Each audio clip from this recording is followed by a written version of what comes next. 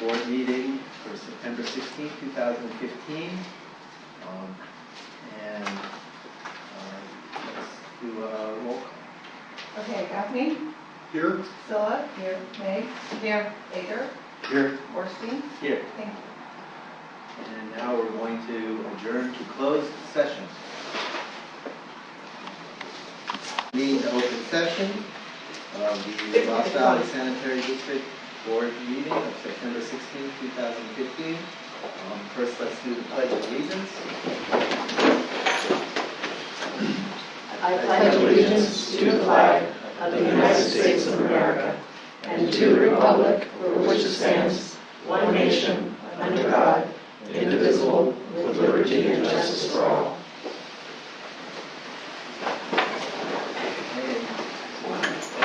We have nothing to report during our closed session. And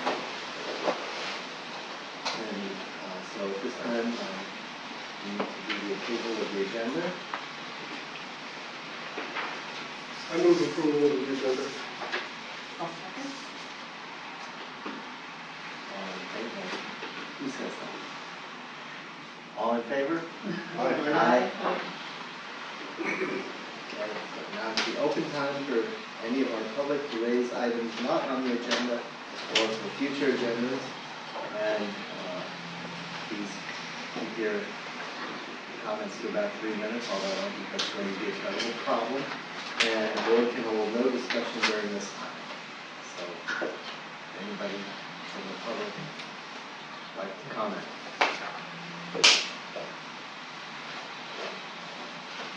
Hearing none, let's continue on to the standing committees out. The Finance Committee, which Tom will report out. Okay, the Finance Committee met and reviewed the interim financial statements and went over a lot of information in detail. We didn't have any questions. We asked staff. We didn't have any areas of concern. We asked staff a lot of questions. We actually go pretty thoroughly through the entire checks. We don't look at every single check, but we go down, and so there's several hundred checks. And we take a look and see if there's either who gets paid or the amount, if something's irregular. Then we ask a question about it. We were dissatisfied. We had one question. What about bucket of stuff? Bucket of scrubs? Bucket of scrubs. Who was that? I just thought that was a funny name. But it seems like our finances are in order and reasonably close to the budget. HR committee did not meet this week. And so it's really nothing new at that time. And we would like to do the CMSA. This is a new thing. We really haven't done CMSA before. Can I ask a question about the finances? Sure. In the past, I've noticed there's said the meeting started at whatever time and it gave the time of adjournment. I noticed the minutes here didn't give any time of adjournment. Meeting started at 11 a.m. It doesn't say the time of meeting adjournment. I know that the last couple of times that we were there, we went fully until the noon time when the HR started the last time.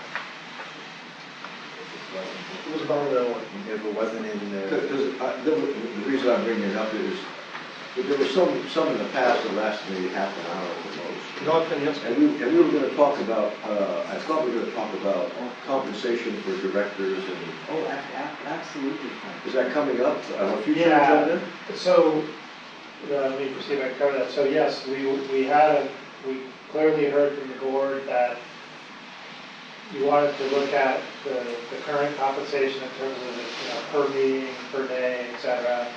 The concern being, at least amongst others, that you might have some very short meetings occasionally, especially with committee meetings, and if you want to do anything different as far as your compensation policy.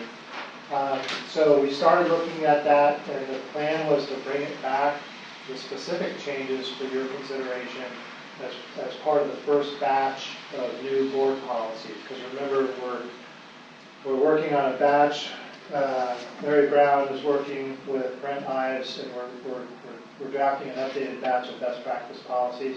So this would be one of the first ones in that. In the meantime, we did do some quick background work and actually verified that we were slightly out of compliance with our current policy. And do you want to clarify this part of it, Mary? Because I won't get it quite right. Just Our stated policy is actually that board members should be compensated one time per day. And if there are 2 meetings happening on one day, the compensation is one time. That's been going on for as long as I've been here, and Yes. I've been here since 2010. right. So And we also really- compensation for going on, to CASA. I mean, that's not really a meeting. It's not we're getting paid per day, $299. I don't really agree with that either. So we basically want to bring you back an updated draft, or we're gonna frame it for your input. Let me put it this way, because clearly, as you know, these are somewhat board discretionary decisions. Agencies do them different ways. We've had a long-standing set of practices that has been slightly out of alignment with the policy. So this is something we'll be bringing back to the board. But for the moment, what we're doing is simply trying to adhere to the current policy as it's already on the book. So if you have 2 meetings in one day, like back-to-back finance and HR, which we do on purpose for ease of scheduling, and to minimize your time having to come back and forth, that would count as a one-time event, so to speak, per day. So that's how we're handling it currently. And again, we'll bring you back this as a standalone topic at a future meeting. I have a question for HR. Since you've been going, it's always been on a Tuesday.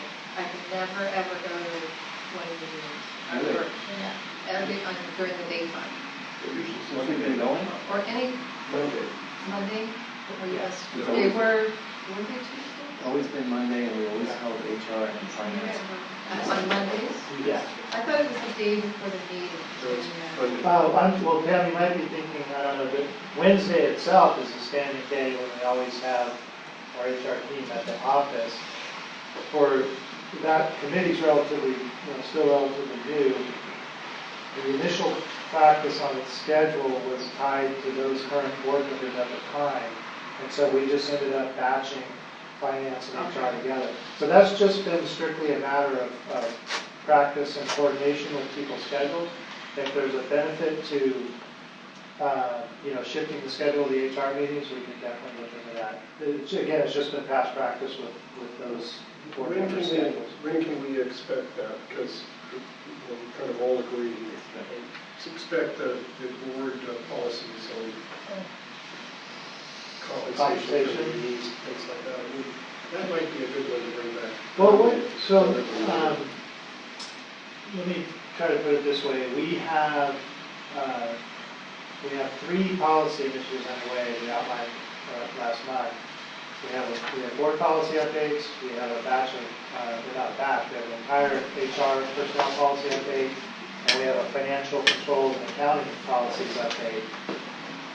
What I'm going to suggest is we have developed like a draft master schedule, a list of all of those policies with, staff leading the finance, us getting the HR team, and then Mary working with Brent Ives on the board policies. What we'll bring you in October is a tentative schedule of how those policies are going to roll to you. Let's start with that, because the challenge is we have all 3 of these at the same time, and it's just a lot of material to bring you. But what we want to know from you is, okay, here's the top 2 or 3 on a board policy level, et cetera, and then we can accelerate those. How does that sound? Yeah, and we'll also factors play into it, like it takes, it's almost 2 hours travel time for me for North Bay and 2 hours for a meeting. That's half a day.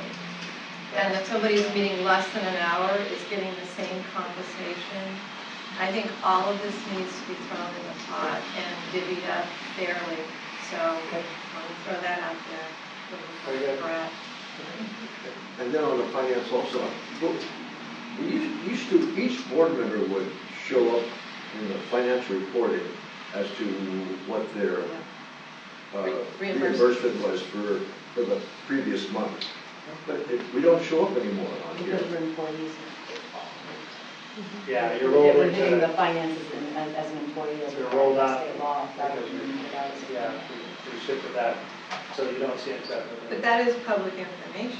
Well, certainly, Yeah. we would be happy to share it. I just think the reason you don't see it in the way the reports are formatted is that your individual compensation is now rolled up as we were required to do in terms of treating you as district employees. So if there's a benefit to separating those out, I think we could probably figure out a way to do it. They just don't show up right now. So if there's a preference for that, we can, let us know how's that. How are the amounts? Another agency board that I sit on, that we get a register like this, and then we get one with all employees, where we show up as in compensation, and they show every employee for the district what they were paid for the previous month. You know, so it's like a full reporting rather than a partial reporting Sure, of expenses. sure. Okay. How was the compensation for board members? I know that it escalated this year. How did that happen? Well, we had, Not a it's special just timing, you know, Tom, yeah, it's timing of we had a You mean the fair. board meeting, or? Right, we had They more have a form meetings. that says that it rises, and I don't know when that form came into. There was a resolution that established that, a 5% increase per year through That's right. this year or next year. It's been that way for years. And Yes. that was the other thing we Yeah. We noticed. should was look at that too. We should But do it that. is a 5% increase per year, and That's it's, kind of high. we're probably going When I on, I don't know how many years. When I joined the CMSA board, I noticed that the CMSA payments are still in the check register. So I asked Jason about it, and he said, oh, that's because we're under a limit, you know, basically because their commissioners only receive $100 per meeting. They don't trip some, does that sound right?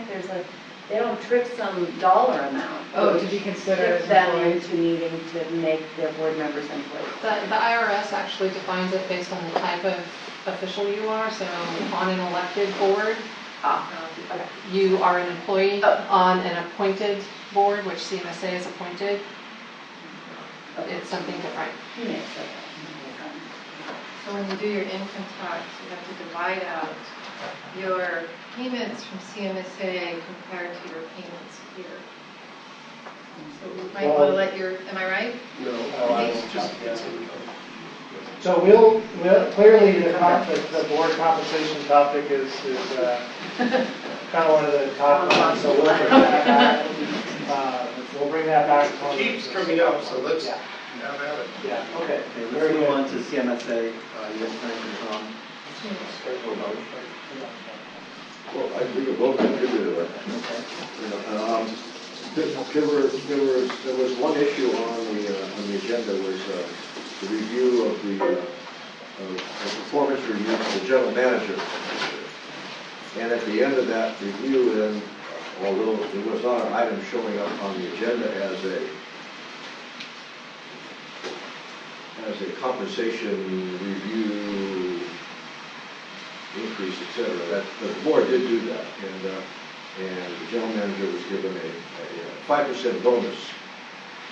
The 5% bonus amounted to about $11,500 on top of a 3% cost of living raise that was given, and a 2.5% PERS reimbursement raise to cover the share that was being picked up by the employee.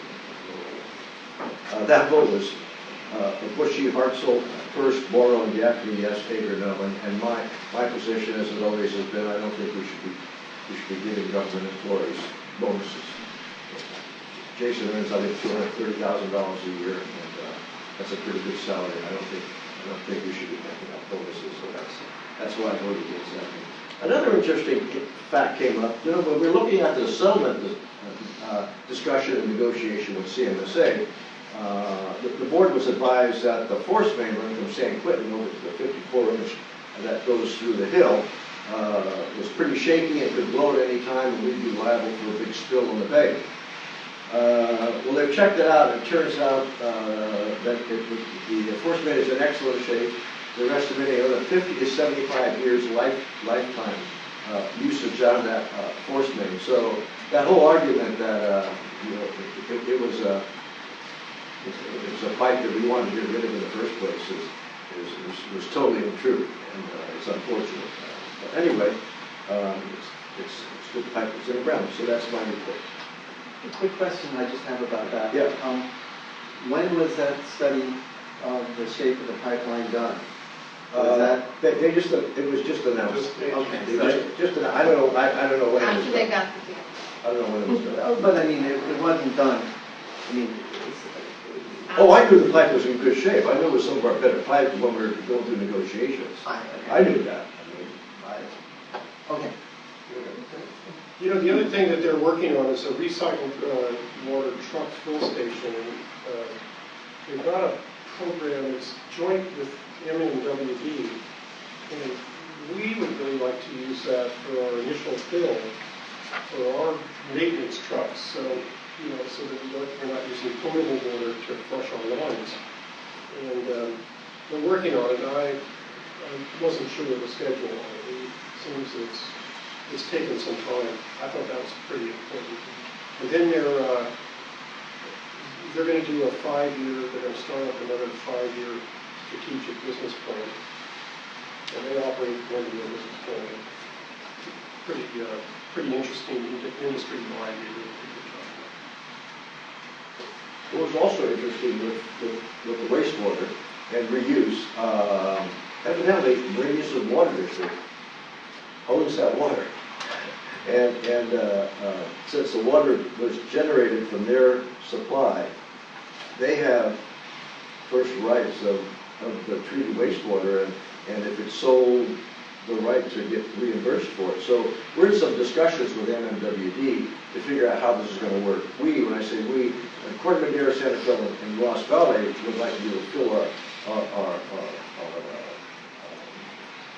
trucks that we use to flush pipelines with the wastewater and not be charged. And we're thinking that's probably the way it's going to end up, that we're not going to be charged for the wastewater that we use to put back in the system. Well, you might even split the revenues too, so they haven't decided yet. MMWD will have a say in it. Yeah. Okay. Let's move on to number 8, the consent calendar. Anybody have any? Yeah, I'd like to pull 8C. 8C. I have a question on 8D. Okay. So let's go to first start, Pam, 8C.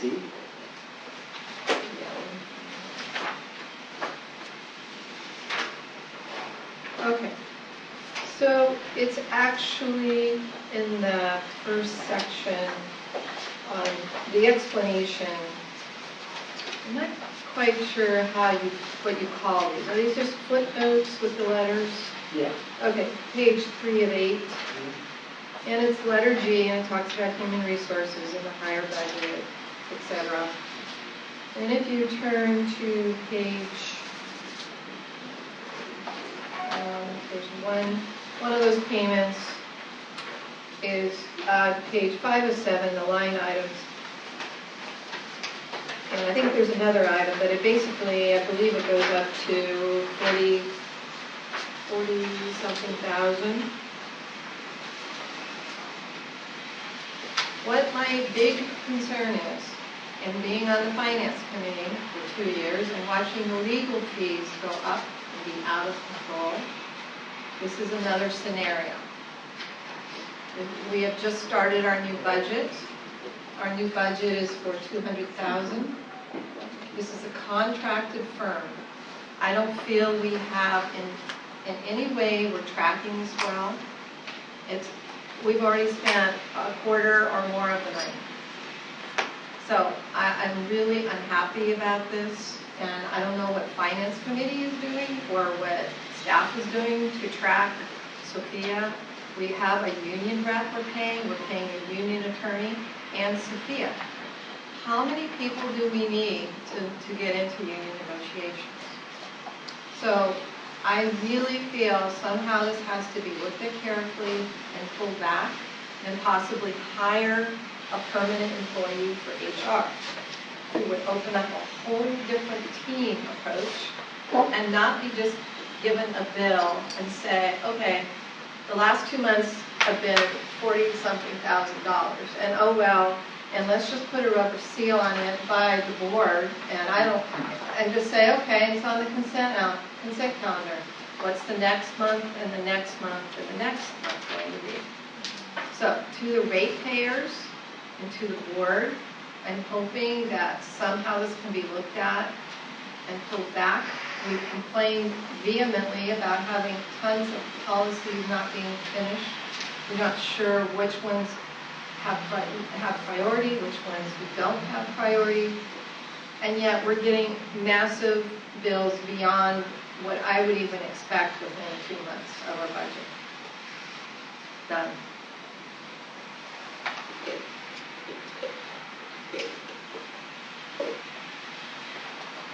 Noted.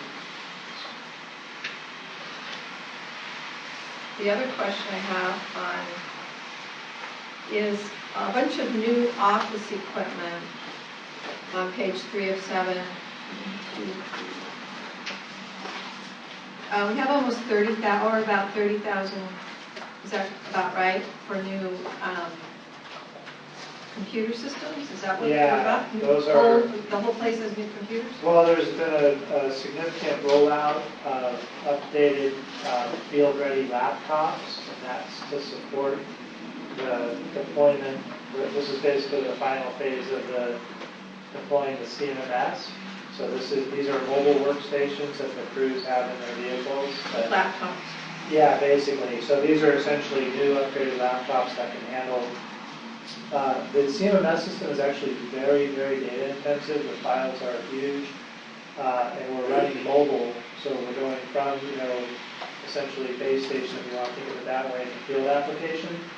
So all of that is in place. It's all actually working pretty well with a few bugs.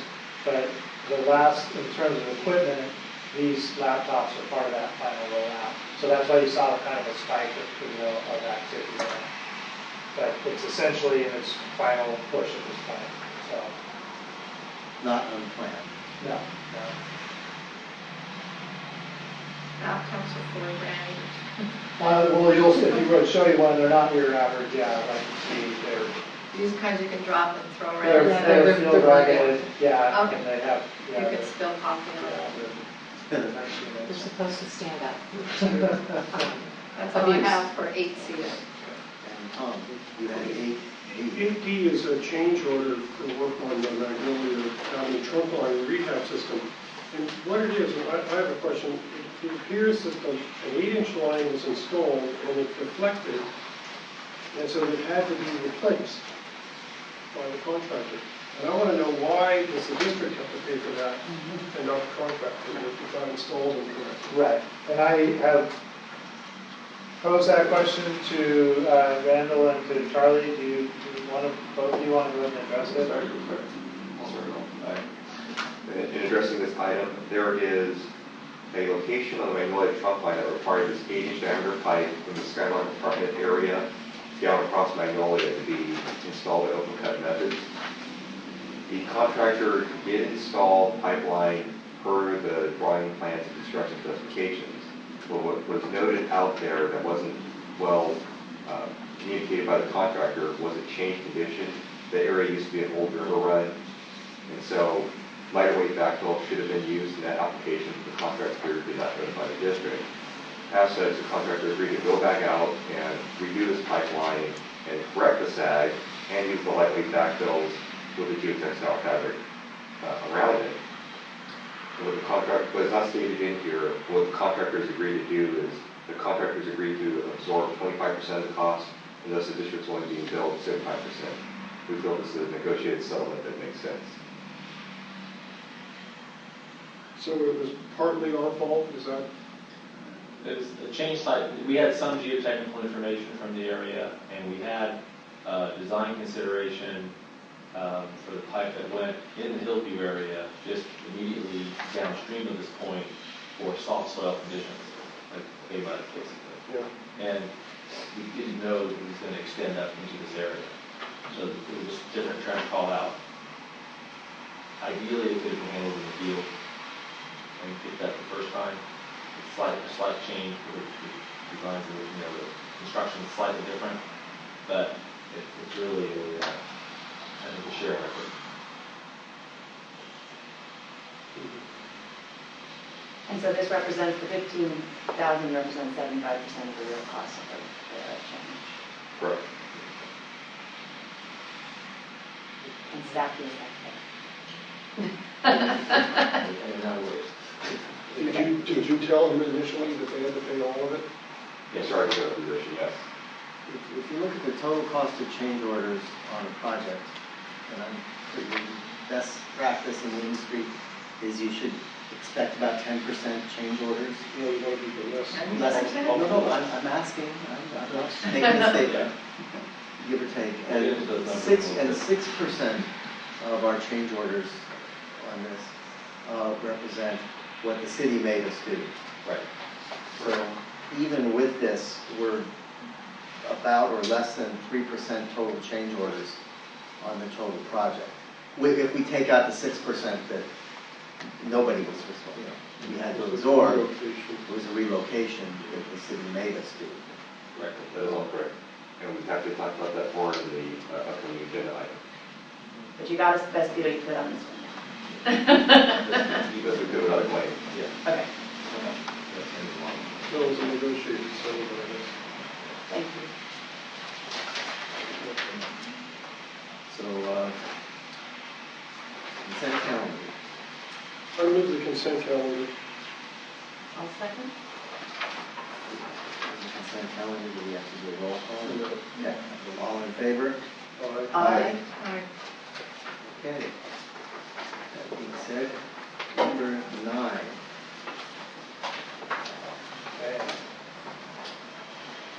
I'll do a really quick introduction to this and then hand it over to Charlie Joyce.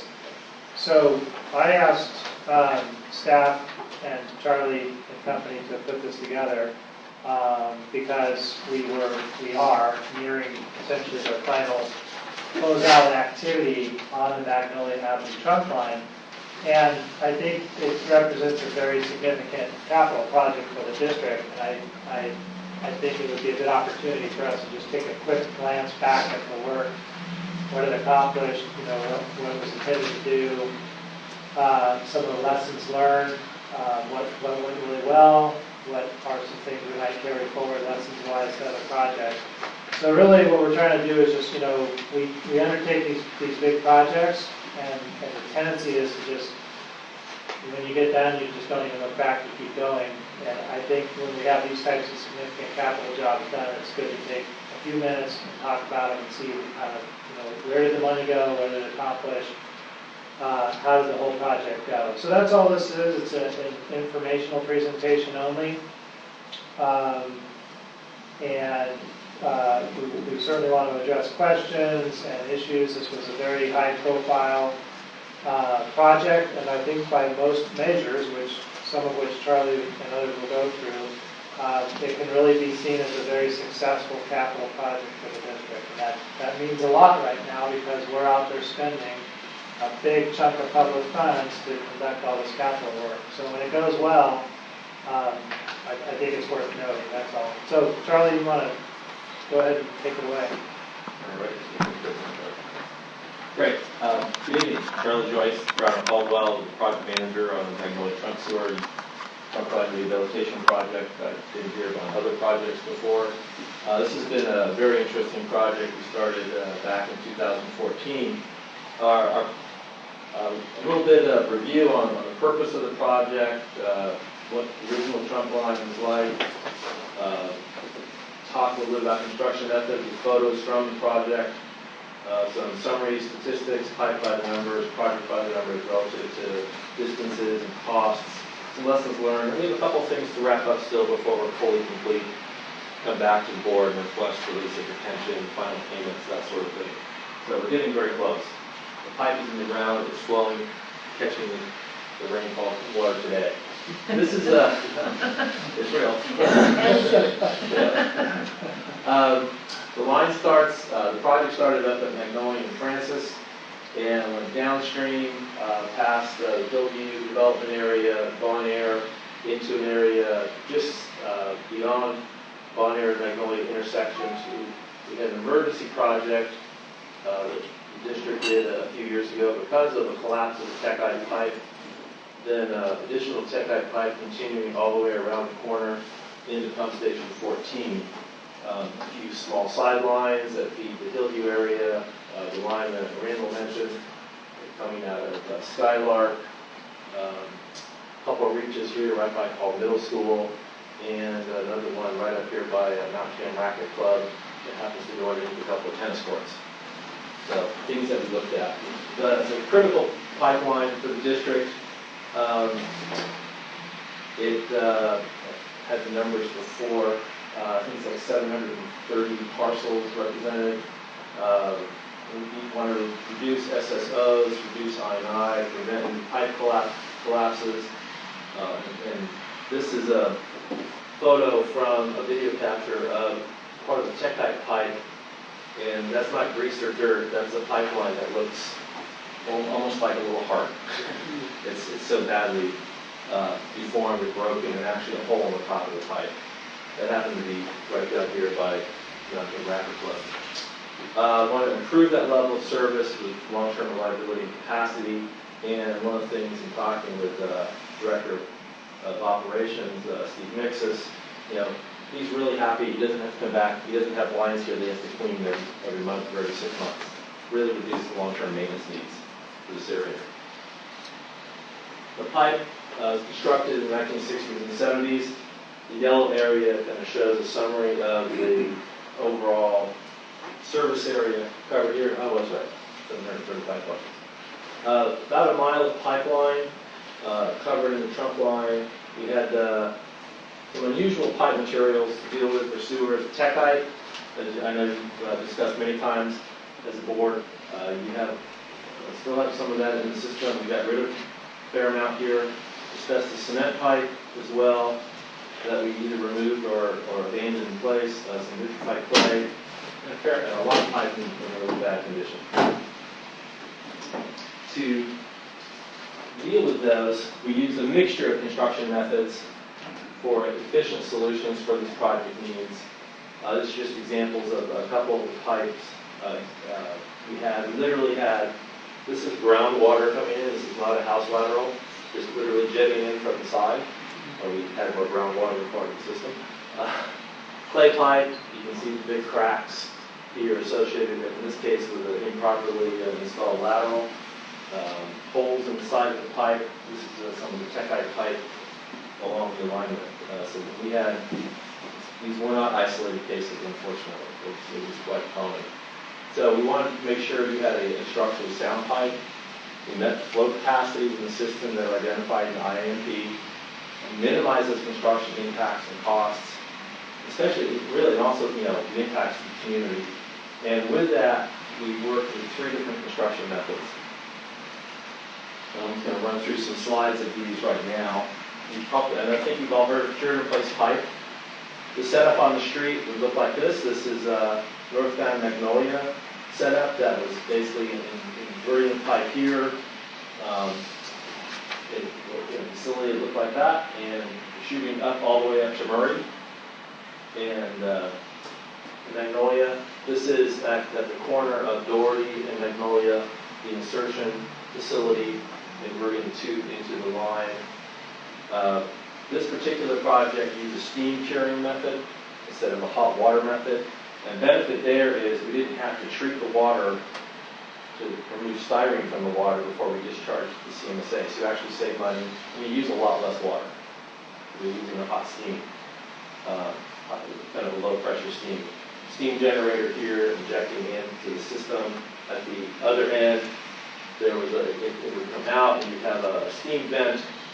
Make sure you're getting a good flow through, and there's temperature sensors in the pipe itself to make sure that you can monitor the temperature and get the right cook on the facility. Another construction method we use is pipe bursting. This is on the larger side for what we've done here at the district on previous projects, but we were replacing with a 21-inch pipe with a 22-inch outside diameter pipe. And when you pipe burst, you worry more about the outside diameter from a construction standpoint than the inside diameter, which you need for capacity. So just to give you a relative reference, this is roughly a 2-foot diameter expansion head. You've got this is about 12 feet long, inserted into a pit here. This one happens to be in front of Hall Middle School, and the pipe is fused together. On a Saturday morning, we strung the pipe out down along Doherty, get that work done, pulled it in. In fact, that run went in 440 feet, just a little over 400 feet, went in about 3 hours. So, worked quite well. Open cut replacement and realignment. I know there's been discussions before about some of the alignments required and realignments associated with this section. This is what I call the Hillview Park area, just south of Dartmouth in Magnolia. The new alignment improved the hydraulic flows to get rid of a reverse graded slope coming out of Dartmouth. So now that whole area of the Hillview development drains by open channel flow, much better from a maintenance standpoint. The new alignment also reduced disruption and avoided an MMW 24-inch water line that serves Sausalito. When they built that line, they built it on, it crosses the sewer at like a 5-degree angle, so hundreds of feet where the pipe is right on top of each other. So by realigning the pipe, we were able to avoid that. Coordinated this part of the work with the Larkspur paving program, and it's also a much safer alignment for maintenance. You rarely get manholes either in the center of a traffic lane, so it's not noisy. Seems kind of obvious when you see it out in the field, but also it's much safer for setting up safety equipment. Or in most of the cases, in the realignment, we're actually off the road. So what you have here is, this is Magnolia, is just on the left edge of the view. This is the fence right in the back. In fact, it's, I think the fire chief lives right back over here for Larkspur. One of the manholes going in here at angle point, we used precast bases where we could get really good flows, and very easy to make that watertight, and then stack the barrels up. So a little bit of pipe by numbers. Pipe bursting on the project is 1,120 feet. CIPP from 8-inch up to 24-inch. We did a little over 2,000 feet. Open cut sewer, 8, 10, 16, and 18. Did, again, a little over 2,000 feet. Now, this is actually about a, make sure I have it right, about a 600-foot reduction of the original pipe that was in there. By doing a realignment, we were able to abandon 600 feet of old sewer and reduce that portion of your system by the collection system by about 600 feet. Project by numbers, we were talking about percentages, and the original bid by Major and Gelati was $3.293 million. Change orders on the project, we broke these out. I don't normally break out outside entity change orders, but in this case, as President Forresty pointed out, it's such a significant amount, I felt I needed to. Total change orders on the project are running at about 9.5%. Items not associated with Larkspur's efforts at 3.4%. I also point out here the interagency reimbursements that we set up on the project. Realistically, if the city of Larkspur, the paving work had been included based on the Major and Gelati pavement unit cost, this would have been about another $100,000 more expensive based on their bid unit costs. According to our school district, would have come through more likely with a change order, because that came up after the fact in conversation between the city and the school district. Our projected total construction cost, I say projected because we still are doing some final closeout, is $3.85 million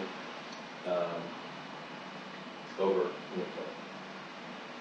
little over $600,000, not quite $600,000 over the original amount. Majority Gelati was the low bid by almost $1 million compared to the number 2 bid when we opened the bids last year. So we're still well under. One of the things I like to check, are you underneath number 2? Good stuff. That's what that is.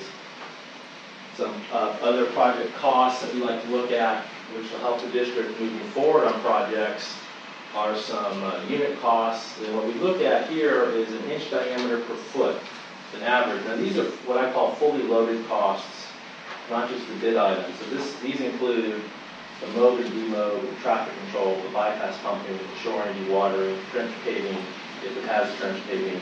Those sorts of things are all included in these values to try to give a planning perspective, give you a good sense of what kind of numbers to use moving forward.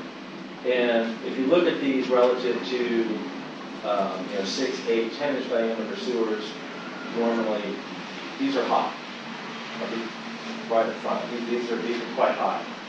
What happens is on this project, the pipe bursting and the CFPP in particular have a lot of bypass pumping. The bypass pumping in this project is almost 20% of the total cost of the project.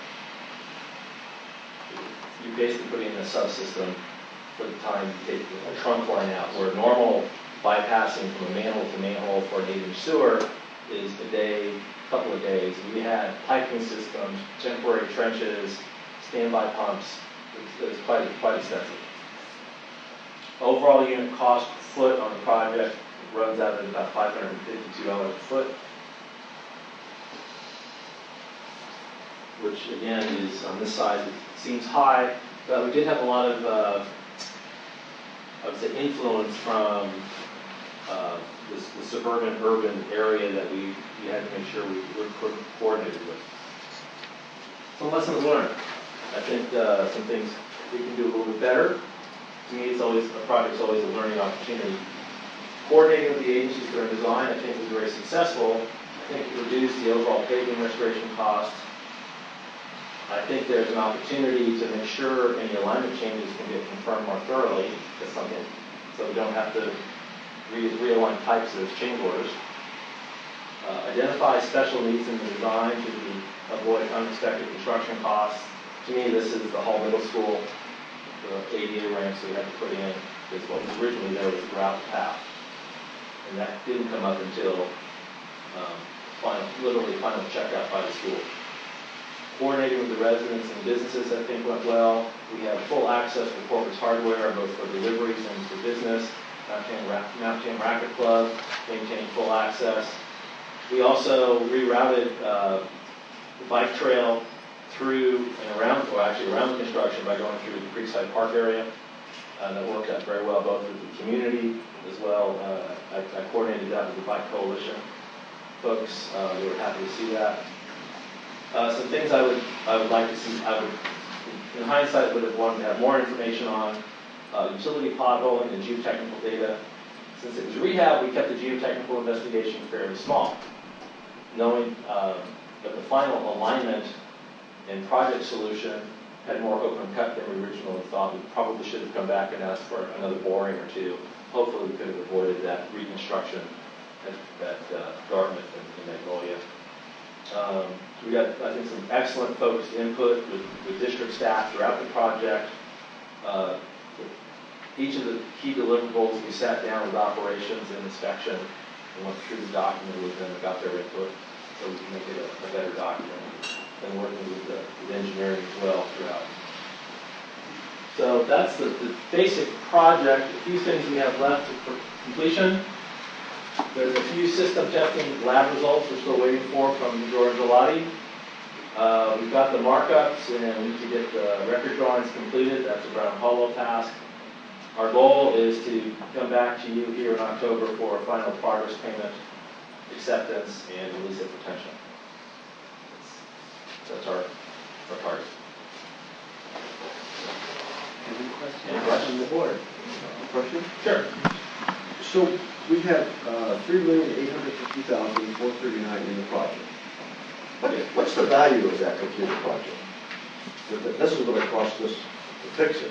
But if we were carrying on the books as to the value of that project from start to finish, if we had to put a dollar amount value on it, if somebody said, you know, what's the value of the Ross Valley Sanitary District's system? Right. Yeah, we had assigned an asset value to it, Frank, and then, do you guys want to explain how we would actually put that into our next, like when we do our, at some point, we're always annually, we're updating our asset value, Frank, so this, I'm not sure exactly which number, but I guess it would be the 3.8. We will assign that value in our financials to that asset now that when this job. That's all it's worth is 3.8, isn't it worth? Well, am I more saying than that I mean, correctly, Wendy? Am I, is it? That's how I would understand it, but. Right. As a project is going on, because you know they can be quite long, all the money that is spent is held in an account called construction in process, and it is an asset account, but it's not being depreciated yet because that asset is not complete, it's not in use. So it could be several months, it could be a year or more, depending on how long the project is that it sits there. Once we're sure the project is complete, and we will not be receiving any more invoices related to construction, design, any of the final cleanup, we will capitalize it. And they're all identified. Each project has a separate account or project number so that we can keep those expenses grouped. Once it's complete, we call it capitalize it, which is simply move it from the construction in progress account to an asset account for the pipelines. And it's identified by the project within there, and it begins depreciation at that point. And it's whatever the actual cost is that we pay to have that pipeline installed. That's the value. That's the value. Okay, for instance, if I had a car and I restored it, and it cost me, you know, it was an old Ford, and it cost me $40,000 to restore it, the value might be $60,000. I mean, there's a base value in what we have there. And so it doesn't work that way. You don't take what your base value and add to that You would net the from a value of the money you put in. You mean a market value? Market You put value. Well, there is no base value. That pipeline is quite old and was Sure. fully depreciated, so its base value started at zero. Well, it had no value when we began. It had no value when we began, technically. I mean, obviously it is providing a valuable service, but from a financial perspective, it was fully depreciated. So if we sold that project to somebody, what would we sell it for? Who's buying sewage? You can go sell the Ford. I can't speak to what we would sell it for, because there would be a market value associated. So what would happen is whatever the depreciated value is on that asset at the time, and whatever cash we received in payment for it, the difference would either be recorded as a realized gain or a realized loss if we couldn't sell it for as much as we paid for it. How much at the Dartmouth Magnolias, at the Hillview Right. group down there? That was built in the 50s, and in the 50s it had been much higher. So That's true. that everything flowed down as it's supposed to. How much did we actually have to lower sink down there to have everything then flow correctly? And how far back down Dartmouth did we actually have to go? Give or take. No, it's okay. Let me get you quite close to that. So, probably easier here. So what you have, this is Dartmouth coming in, and you have a side sewer that comes down the road through some easements and ties into the new line. So this area, we went back one block to land in Dartmouth and relayed that to a positive grade. And the line started from Bon Air, we started there and started working our way back. We were able to capture about a foot of grade and able to re-tilt everything. Okay, thank you. How close are you working next to the water lines? The groundwater, is that what you're saying? Water The line. water line. pipeline, like the big MMWD line, How close are our pipes to them? it varies. In some cases, we cross it. And when we're parallel, we try to stay 10 feet clear. That's actually Department of Health standards. But it does allow for the pipeline material that we're using to get closer than that. But Was there any discussion before this project to talk to MMWD to see if we could share some costs if we're that close? I mean, there's been projects done without us talking to other communities, and I was just curious, did you have that dialogue? Well, You know what I'm talking about? yeah, that's actually a frequent topic of conversation on our capital program overall. Just to save And, money? yeah, we have been reaching out to MMWD, and we, it's not as regular as it probably should be, but we're doing the same thing with the county and each of the local public works departments. So district staff have semi-regular meetings with all those groups for paving projects, et cetera. It's not, again, it's a long ways from perfect, but that's a whole other discussion. We do get, basic coordination. In this case, we didn't share any project costs with MMWD. If, for example, they had identified benefits to replacing that line that Charlie was describing where it's a rather poor situation because we're at this very shallow angle and we are in close proximity for a long period of time. That's now gone. right, we abandoned Correct. that piece of So if they had said, oh, well, we'll do our, in other words, if there had been an opportunity for mutual benefits, we probably could have talked to them. Their primary driver for pipeline work right now, at least that I'm aware of, is the fire flow improvement program that's funded by the parcel attached charge. So it's a very stable, very predictable program, and they're out there doing X miles a year of water line. And so we do try to coordinate, and I'm kind of mentioning because I think it's an area we can do a lot better. And that's something you'll hear more about in the near future. But we do make a pretty good effort at that. In this case, we did sit down with the Larkspur city engineer, and they agreed to alter the schedule on the Magnolia repaving project to come in afterwards and have that. So we could leverage the repaving we would have to do with and contribute as you did last month for that program. Just curious, PG&E, would that be another agency to coordinate with or We not? coordinate very closely with PG&E, obviously for facility locations and construction. Totally separate from this project, we're working very closely with them. They're doing a major quality control related hydrostatic testing of a major distribution gas main, so that's been ongoing. We work very closely with all the other utilities. I think if your question is more, do we find cooperative type areas to say do joint projects? Before the fact. Yeah, that's more hit and miss, Pam, and that's the one where, like for some of our local agencies, if we could all work together to have more lead time, so that we could see what each other's capital programs are, with enough lead time, we could probably identify those opportunities. But right now, it's limited. So. I mean, just a guess, could we save half the money? Oh, no, not, I think you're looking more I at guess like, it would but a good example is the paving. That's not insignificant. You can save hundreds of thousands of dollars on a project of this size if you have an opportunity to share paving restoration.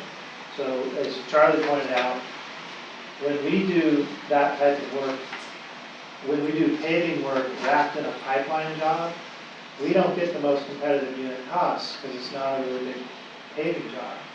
Just like anything, it's economy of scale. When the city comes out and does this huge paving contract, they get really competitive bids on the per unit cost of paving. So if we can avoid doing our work and pay for it under their contract, we get this we get a very good cost savings. Those are the things we see pretty, more regularly than say replacing both entities' pipes in the same trench or something. Okay. I think at this time I'd like to go after public, and please state your name and where you're from. Steve Lamb, San Anselmo. I wonder if any smart manhole covers were used in this project. No. The short answer is no, Steve, but it's a great question. Totally unrelated to this project, we're looking at deploying about 10 to 15 of those covers ahead of the upcoming rainy season. And that's a whole other topic, but the short version is they're very affordable. They've come along, the technology is amazing. And we're looking at deploying about 15 of them as early warning and sort of tracking flows during storms. So I don't know if you follow that part of the industry, but the technology for those types of smart covers has just, it's progressed amazingly. And they're affordable and they're really reliable. So we're looking at using them, but they're not part of this project. I could ask a question that just comes to my mind on top of that.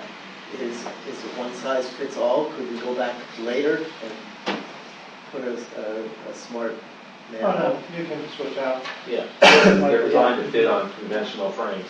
Great, Yeah. so we haven't lost anything, we just, Correct. right. No, these things will sit out there, they'll run on the local cellular network real time.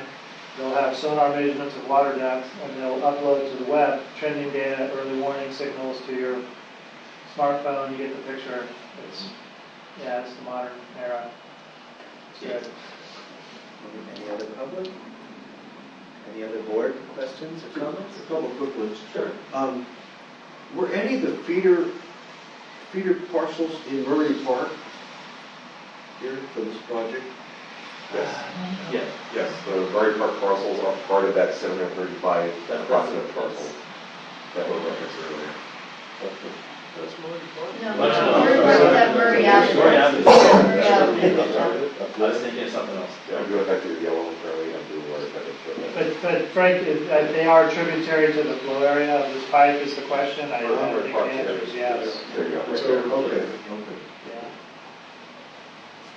But that pipeline is not in Murray Park, it's the parcels that feed into it. Correct. In the trenches, did you see any evidence of groundwater or any tidal influence on when the Yes. hole in the ground? We did. We did see groundwater, the section right here at Dartmouth. We talked about that. We did have some groundwater issues right in there. Since the ground is so dry right now, we actually expected to see a lot more groundwater than we did. However, when we were doing the pit work down here by Hall Middle School and down toward the pump station 14, there's a pit right here by the school that had daily tidal fluctuations. Okay, so it would come up and go down, Yes. depending on the tidal. Yeah, especially those storms we had last winter, those big storms we had, it just filled right up. And it wasn't from surface flow, it was strictly groundwater. And the pipe you put in the ground is going to be able to withstand Yes. any infiltration through the We from the designed groundwater into the pipe. all the pipe on the system was designed for groundwater at or above the surface. Yeah. So these are hopefully some of the projects will, over time, we'll start to see the cumulative benefit of some of that I&I reduction. We don't know exactly how that'll unfold, but this one appears to be, at least a 1 to 1.5 mile stretch that was intercepting a lot of, base groundwater flow along the base of the hillsides, and as Randall pointed out, there's some evidence of like old natural, creek or flow beds in that area. And at the other end of the project, which is essentially where we are here, it's all built on fill of, the back bay. So it's an area that definitely is under very high I&I influence. And so with the whole thing essentially rehab, we can't tell you exactly what the impact will be, but this is the kind of thing over time you start to see a significant drop. So just as an example, there's a manhole just literally right by the new building there at Hall Middle School, closest to the Racket Club. And that manhole, during manhole inspections, there's a hole at the bottom, about the size of a quarter. It looked like a garden hose coming in. from groundwater. And That's all. just 24/7. That's just all, that was just base flow for you, yeah. That's all.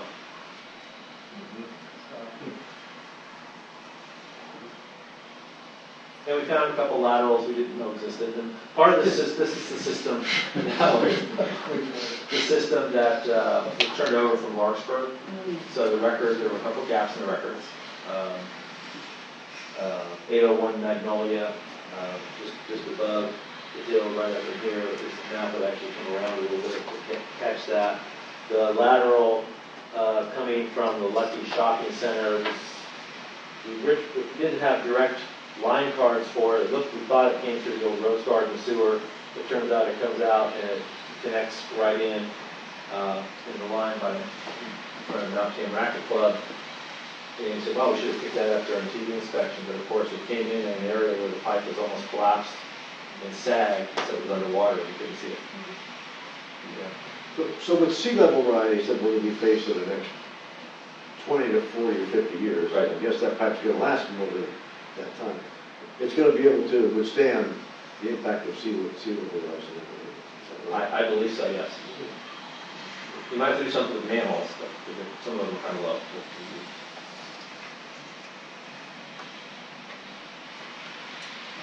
Thank you. Great. Move on to item number 10, which is for approving the contract change order number 1 for the fiscal year 2014-15 pipeline rehabilitation project with the Aurora Gelati Inc. in the amount of $422,984 for urgent large diameter gravity sewer rehabilitation. So, Mr. Staff. I'll do a quick introduction, and we've got the same people here to address questions. So this basically goes back to the implementation plan for the large diameter gravity sewer rehab projects. And we went through those in some detail at the June board meeting, and you were presented with an implementation plan. It's okay, we're going to take all the large diameter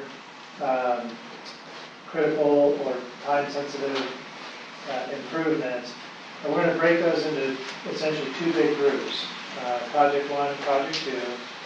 And Project 1 is the one that we are describing as the urgent project.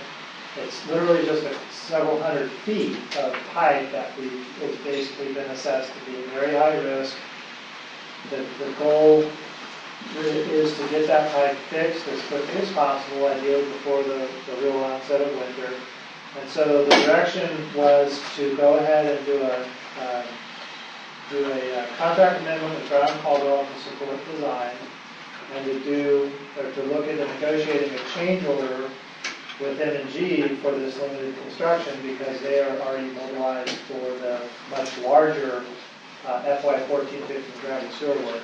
So that is the setting for this, and the project team went forth with that, and we essentially, after several weeks of field work that involved both the construction team and the design team, the changes were identified to basically improve the constructability of these areas, and then one new short segment of pipe was also added. And basically, what I'm going to focus on is if you go to the second page of the staff report, where you have listed number 1, 2, and 3, because that kind of captures the change. We had 2 locations when we described this to you last time, and we had a ballpark cost of about $200,000, but we hadn't done design yet. And what you have before you now is those same 2 sites with some slight, well, not slight, in one case, some significant modifications to the work. And you have a third site that basically should properly have been included in the urgent work. It's a fairly short section in San Anselmo, and the images for both of these, I think I want to refer to them quickly because they do tell the story. You have photos in your staff report of some of the conditions of where one of the changes is. And you also have an image of the added section of pipe, the short section of techite. And the takeaway from this is just very simple. it's a lot of what we shared with you during the large diameter condition assessment. You can see what the intended shape of the pipe is, and then you can see how severely deflected and deformed it is. So that's, again, that was just inadvertently not included in the urgent, and it should have been. So let's quickly just walk through those 3 locations. The first location, essentially what's changed is the construction method. The original idea was, hey, we could get in here really fast and we could do CIPP, and it looks promising. And basically, let me rephrase that. The original intent was to go in and do pipe bursting. And what the field investigation showed is 2 kind of critical problems with that. One is there's a major MMWD water line that the proximity is too close after checking it. And when you pipe burst, you disturb the soil and put pressure against nearby structures. So that's a basic design limit. And the curvature of the pipe also exceeded the design limitations for using pipe bursting. So what changed there is we went to CIPP construction. So it's not necessarily the preferred, but it will work and it will get the job done. The second site is we knew we had a short section of very critical pipe. The idea was to go in and just do a spot repair, open, cut, excavation, etc.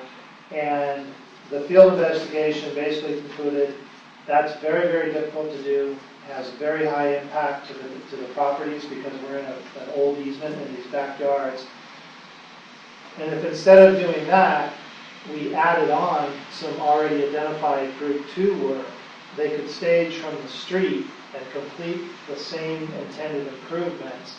The trade-off being that they would simply tackle some extra work that was already, we were going to wait for the Group 2 project to include it. So it was basically a combination of, well, this is a better way to construct it in terms of not tearing the heck out of all these properties.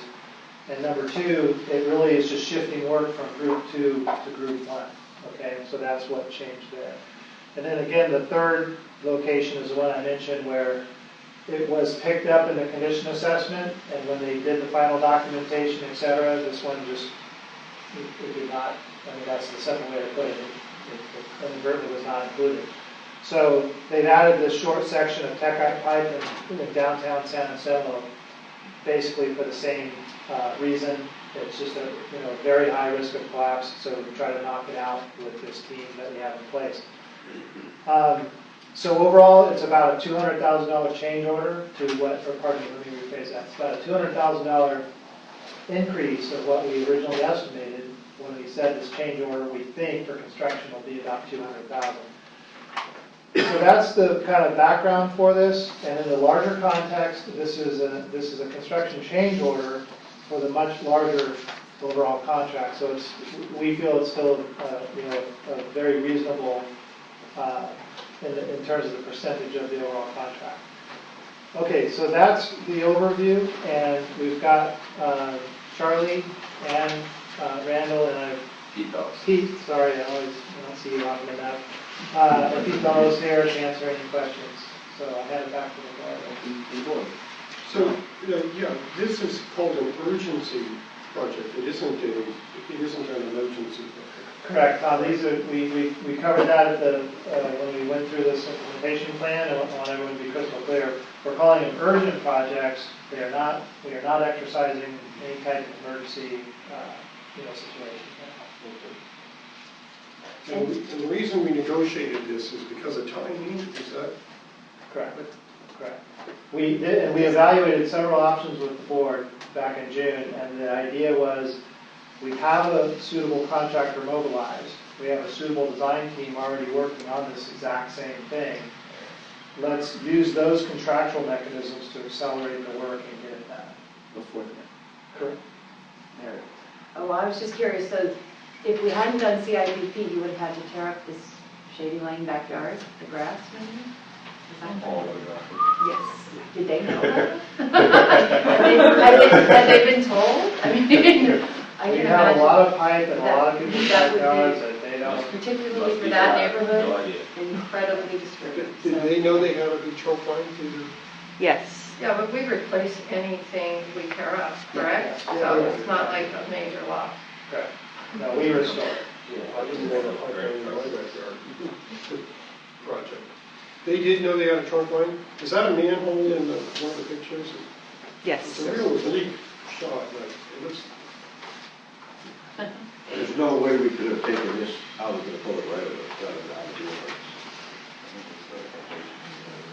the That would have been really, we would have had to relocate a whole lot more pipe. Not just this stuff. all the way to Shady Lane or something. Yes.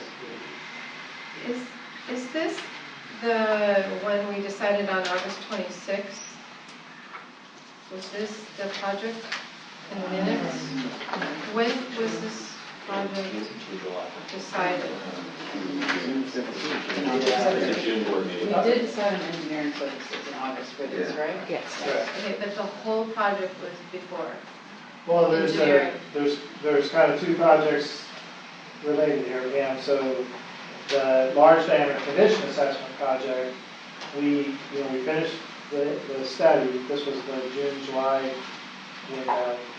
And we brought you an implementation plan that had project 1, project 2. So this is, the work that's being done is labeled as project 1 of the large diameter gravity sewer work. The 14-15 gravity sewer rehab project is going on at the same time. We're using that contractor that's what's being proposed here, through the change order to get this work done. So this is the one, though, that I voted no on the engineering aspects because, I don't recall. well, it's in the minutes here. Well, that's why I'm confused, and I would ask staff, please, in the future, with this kind of a big change order, what has been happened in the past is sort of kind of went by the wayside is you put in the minutes. So you can track it and instead of kind of, because I feel fuzzy about it, and there's so much changing and overlapping, and it's $5 million, we're dealing with the community's money. So anytime, if you could in the future, and that used to happen and it's kind of dropped off, is what minutes led up to what, and then it's easier for staff and for me anyway, and a lot of the board members to follow what happened. Okay. And then I had, go ahead, I have some other questions I can't remember right now. Why don't we, Go ahead. Go ahead. why don't we go out to the public, see if there's, and you state your name and where you're Steve Lanston and Salmo. I just have a question about when the method is changed from, like say in 1 it changed from pipe bursting to CIPP, or in 2 it changed from open cut to CIPP. Does that affect the life expectancy of that particular pipe? Yeah, well, I would say in general, the new life expectancy is definitely related to the construction method. These methods, I think, all take you to service lives that are 75 years plus. And then it becomes kind of an industry reference discussion because, for example, if we pipe burst and we put in HDPE, well, that's been in wide service now for a few decades, and maybe longer in the mining industry and other places. But so there's an estimated service life of its HDPE, Steve. If we went in and CIPP'd it, the industry is getting a pretty high degree of confidence that you're talking 50, 75 plus at this point. There's installed places that they do testing on. So it's getting to the point where they're kind of equal once they're past about 75 years. Now if you have to go work on them and so on, there's other issues. But the service life for open cut, pipe bursting, and CIPP, most people would probably tell you open cut would be relatively the highest because I control everything about it, including the backfill, etc. Pipe bursting would be next because of a complete replacement with this really rugged new pipe, and CIPP would be third because I'm pretty much putting a lining inside the old pipe, which I'm leaving in place. So relatively speaking, they'd go 1, 2, 3, but for all practical purposes, they'd be like 75 plus years. So does that make sense? Yeah, that's how we would look at it. Is that, Charlie, would you? That makes sense. Generally, okay. Back to the board. I have some questions on attachment C. I think, this is for council. At the bottom of this letter from us, there's a lined out sentence. And this lined out part says, and further agrees to waive all rights to file claim with respect to any difficulties arising from or as a result of this change. It's initialed. Can you please explain? Gigi, Gary Gelati. Yeah, can you explain why that is and if it's legal and should we accept that part of the letter, part of the contract? Page 1 of 1 on attachment C. Yeah, I see it. I mean, it's certainly not illegal for the parties to agree on a modification to contract language. The question is whether it makes sense from both parties' perspective to do so, and I guess I would think it'd be helpful to hear from staff on how that came about and why it was crossed out and whether we're the reasons for which we are agreeable to it. I can speak to that effect. There were two different contract change order approaches that we could undertake under the contract. One of the methods is a negotiated change order, where it's like construction bid, where you give a single price and that encapsulates everything that's possible, including any low field changes that might have occurred or couldn't have been seen. The contractor would not agree to a lump sum price. The contractor Why? did. What? Why? Because there were too many unexpected, unanticipatable underground construction issues that we would come across, particularly with digging pits for pipe bursting and for unforeseen things that could occur during bypass pumping for both pipe bursting and CFPP. That's just a small list of reasons why he would not agree to do a lump sum negotiated change order price. What he instead agreed to do was to use the much smaller markups and to perform this on a time and materials basis and give us a high-level estimate of what it would cost for them to do the job on a time and materials basis. And again, assume smaller markups, knowing that there's a possibility he may come back and ask for some extra, which would be brought to your board and approved by your board if he does need more than this time and materials estimate. And he felt that was safer and more protective for himself. And we have done this practice with this contractor and other contractors in the past and feel that it made sense to protect the district. What was the negotiated price? He said he wanted $1 million plus if we wanted to do it as a negotiation order with him. And so this is the first change order and there could be more, possible. With this kind of, let me finish, please. Go ahead. This is just an estimate, basically. Well, it's a new contract. So, but I think partly, Randall, I think if I understand correctly, so this is coming in with, you're basically, what we're pointing out is there's still uncertainty once they start digging and they open up the pits for the, for some of the work and so forth. So what I understood you say was there's a trade-off here where they are giving us a high degree of transparency in their costs and giving us a lot of detail. And they're committing to doing the work on a time and materials basis, charged to those unit costs, so we can track it very closely. And what they're asking for in return is, look, there's a lot of uncertainty here. When we get in and start working, I want to have some opening to come back for a reasonable, for a basis for changes. So if you don't have that clause stricken, you're at least setting yourself up to say, oh, no, this is what you agreed to. So this is a negotiation. I mean, I certainly look at it that way. And that's, as Randall pointed out, without going into too much detail, there are just practical pros and cons to some of the ways as to, do you want a lump sum? Do you want a unit cost? And this is basically a good compromise. I mean, that's how I would put it. I have a question just as far as procedurally. Yeah. We meet technically once a month, sometimes twice a month. Let's say that we say, let's go ahead and do this, and then they start and they find a $15,000 change 4 days after we've met. Do we have to wait until the next meeting for that change order to be approved, or because this is trying to get done before the Godzilla of El Niños hits, whatever time it does, Do you want to do address we that? wait or just does it happen and everybody prays?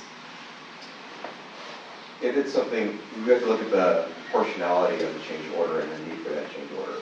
Should be something small, like by way of the example we're talking about. It's something that I imagine contractors would hold on to, still do the work, assume that cost, and we would bring the contract materials back to the board for approval at the next available board meeting. I think with the working relationship that we have had with this contractor, they'd be willing to work on good faith and accomplish the work. They certainly wouldn't want a life or health safety issue to be existing out in the field. That's their insurance that's on the line. Could it be the case? What's the fee where it has to come back to the board? There's certain caps here on change order. 50,000, is it 50,000? This item is for a cap of $422,984. And to add some detail to this description, the contractor is basing his time and materials estimate off of design plans, bypass plans, and a rough draft traffic control plan of what he needs to be constructing around. Pretty accurate. Yeah. Okay. So they have a fair amount of information for some of those peripheral activities like traffic control costs and so forth. Is that, or am I reading too much into that? What I'm getting to is, what I heard you say was we've got a fair amount of supporting information for them to identify the cost for what they can clearly identify right now. That is correct. Okay. Okay. So basically, this is not a design-build project, but it's an estimate. It could run 10% or 20%, I mean, you know, it's an estimate. I think at this point, we've taken a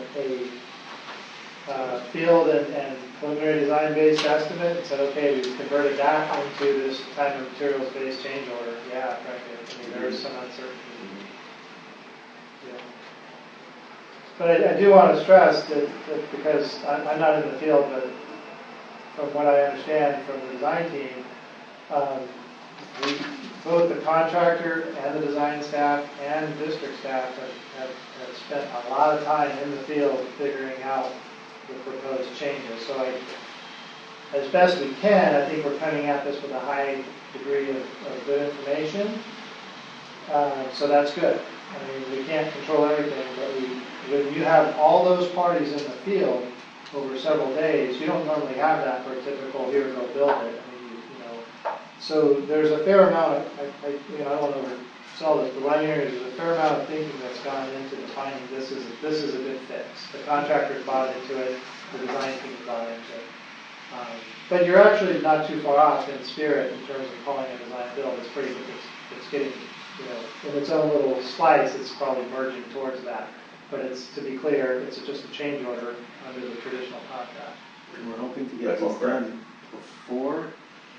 Yes, and they, yeah, you got, let me just, because I think that's an important aspect of this, and just to give you context, what is the estimated construction time at this point? Do we have a? 3 weeks. There's three different work that will be done. I mean, the lining will be done by 2 separate subcontractors with support by Major Gelati, and then they'll do the work up on Saunders. So they could all be being done at the same time. 3 weeks would be a reasonable window. So that's the view. That's what we were looking for, because they're already mobilized. They're already doing CIPP in our service area, etc. So call it 3 to 4 weeks. That's what we're shooting for. And these are red zone pipes. I mean, these are danger zone. We really feel that. Well, that's why they were put into their, yeah. So Why do they write the pricing? They say time and materials not to exceed $422,000. The contractor did review the design plans, the construction methods, and got quotes from subcontractors with firm quotes from their subcontractors, as Catherine had referenced. And so their support activity, peripheral activity, plus the quotes from their subcontractors comes up with this dollar figure. So if there are no surprises, that's the amount. Or less. Or less. Or less. And many of the change orders like this on other projects, they're coming less. And we would have spent the 238,000 approximately for section segment 2 work. Correct. So it's Correct. 184, Right. which, That's how I kind of phrase it, or yeah, because that, again, we basically took work and scope and moved it from one group to another. and we're getting more done early. Yeah. There's a motion is in order, I also move you approve the contract change order number 1 for fiscal year 2014-15 pipeline rehabilitation project with insurance for RV Inc. in the amount of $422,094 for the construction of large diameter gravity sewer rehabilitation project. Is that one or I? It says project 1. Project 1. Project 1. I'll second that. I have a quick question before the motion's complete for council. Do you need to, on that letter, create that into the contract on that change by staff or anything? Where it was the line out? Does that need to be incorporated anywhere just to cover us? I You know what I'm believe saying? that, well, yeah, except the contract change order stands on its own as a part of the contract, so I don't think that there is language in the main contract that needs to be struck because of it. This is specific to this change order. Okay. And therefore, the language is struck in a way that's specific to the change order. Specifically this item. Yeah, just to this item. All right, So I thank you. believe the answer is no. Thank you. All in favor? Aye. Aye. Does this conclude our last big project that we're going to be taking on before the big rains come? Well, the 14-15 work is underway right now. This will be, as far as field work, what I think it is that correct? What about the pump stations? That's only in design. It'll go out to bid later, late winter, spring. But yeah, so spring it'll be the work that's already ongoing that MG's doing, and then we'll knock out this 3 to 4 week window, and we're buttoned up. Oh, I do have one thing to add. We do have our 14th Curtains project that will be. Oh, thank you. That's out to bid, but the award would take place for that project, but no active construction activity would occur. What first name is it? It's the 14th Curtains project. Oh, the replacement of the air valves. Yeah. Okay, number 11. It's the approval of engagement with Downey Brand for Human Resources Legal and Berliner Cohen contract revision and Library Cassidy Whitmore contract termination. So, All right, I'll do a quick overview of this. So this is somewhat of a really just a cleanup item in some ways and a clarification. You're really taking 2 actions under this proposed, or under the recommendation of the staff report.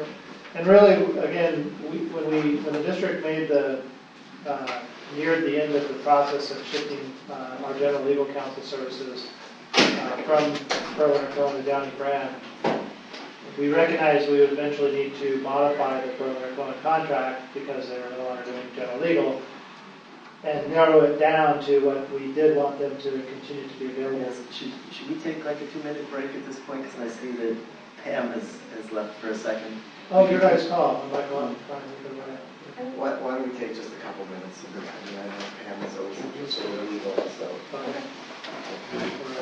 have the opportunity to. Okay, back in session. Item number 11. Restart that. Okay, just a quick introduction to this. So basically what the board has before you this evening is on this item is essentially clearing up and updating 2 of the legal services contracts. So the first one is, as you know, we switched general legal counsel from Berliner Cohen to Downey Brand earlier this calendar year. That process actually took place in sort of a phased approach from roughly January through March. And the intent at the time was to modify the Berliner Cohen contract, remove all the references to general legal, but keep them on service or under contract with the district because they were supporting ongoing litigation. And that cleanup basically just never took place. We got Downey Brand going into their general legal counsel contract, and we just been moving forward. Now, to be clear, the only work Berliner has been doing is related to the litigation items they're already working on. But this is basically a complete, it's just issuing a new contract for Berliner Cohen that's strictly focused on their current legal services roles and nothing more.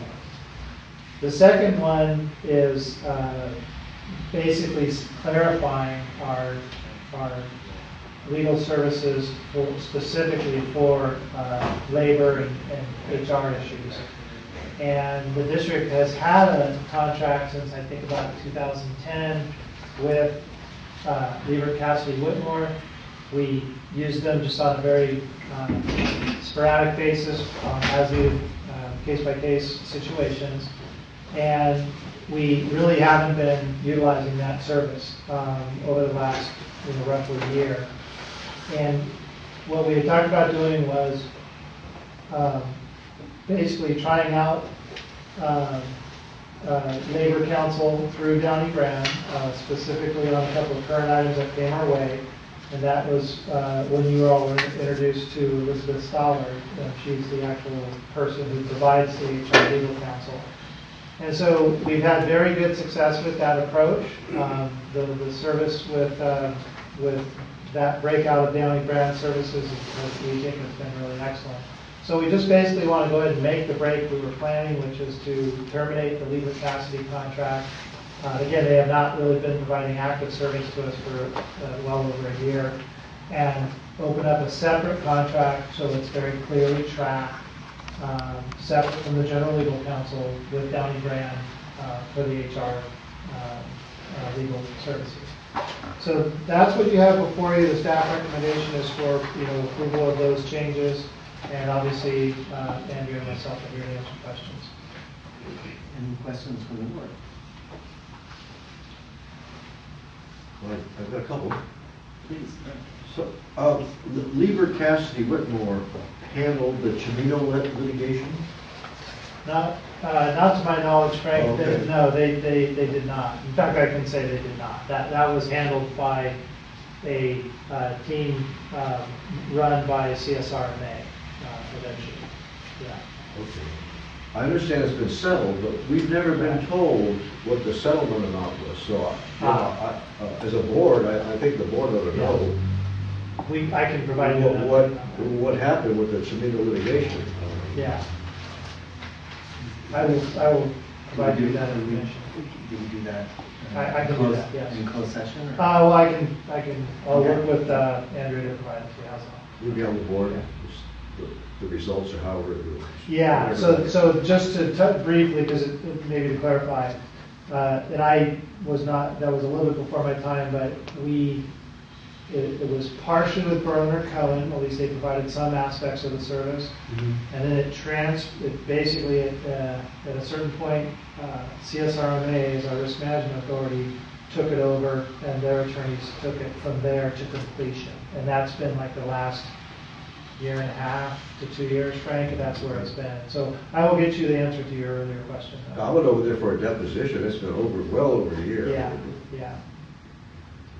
Then my second comment is that we do have we're at the First District Court of Appeal with the Workforce Construction Group, and Berliner Cohen was representing us on the appeal over there, and they had put a cap on the amount that they were going to charge Ross Valley for their work in the appeal.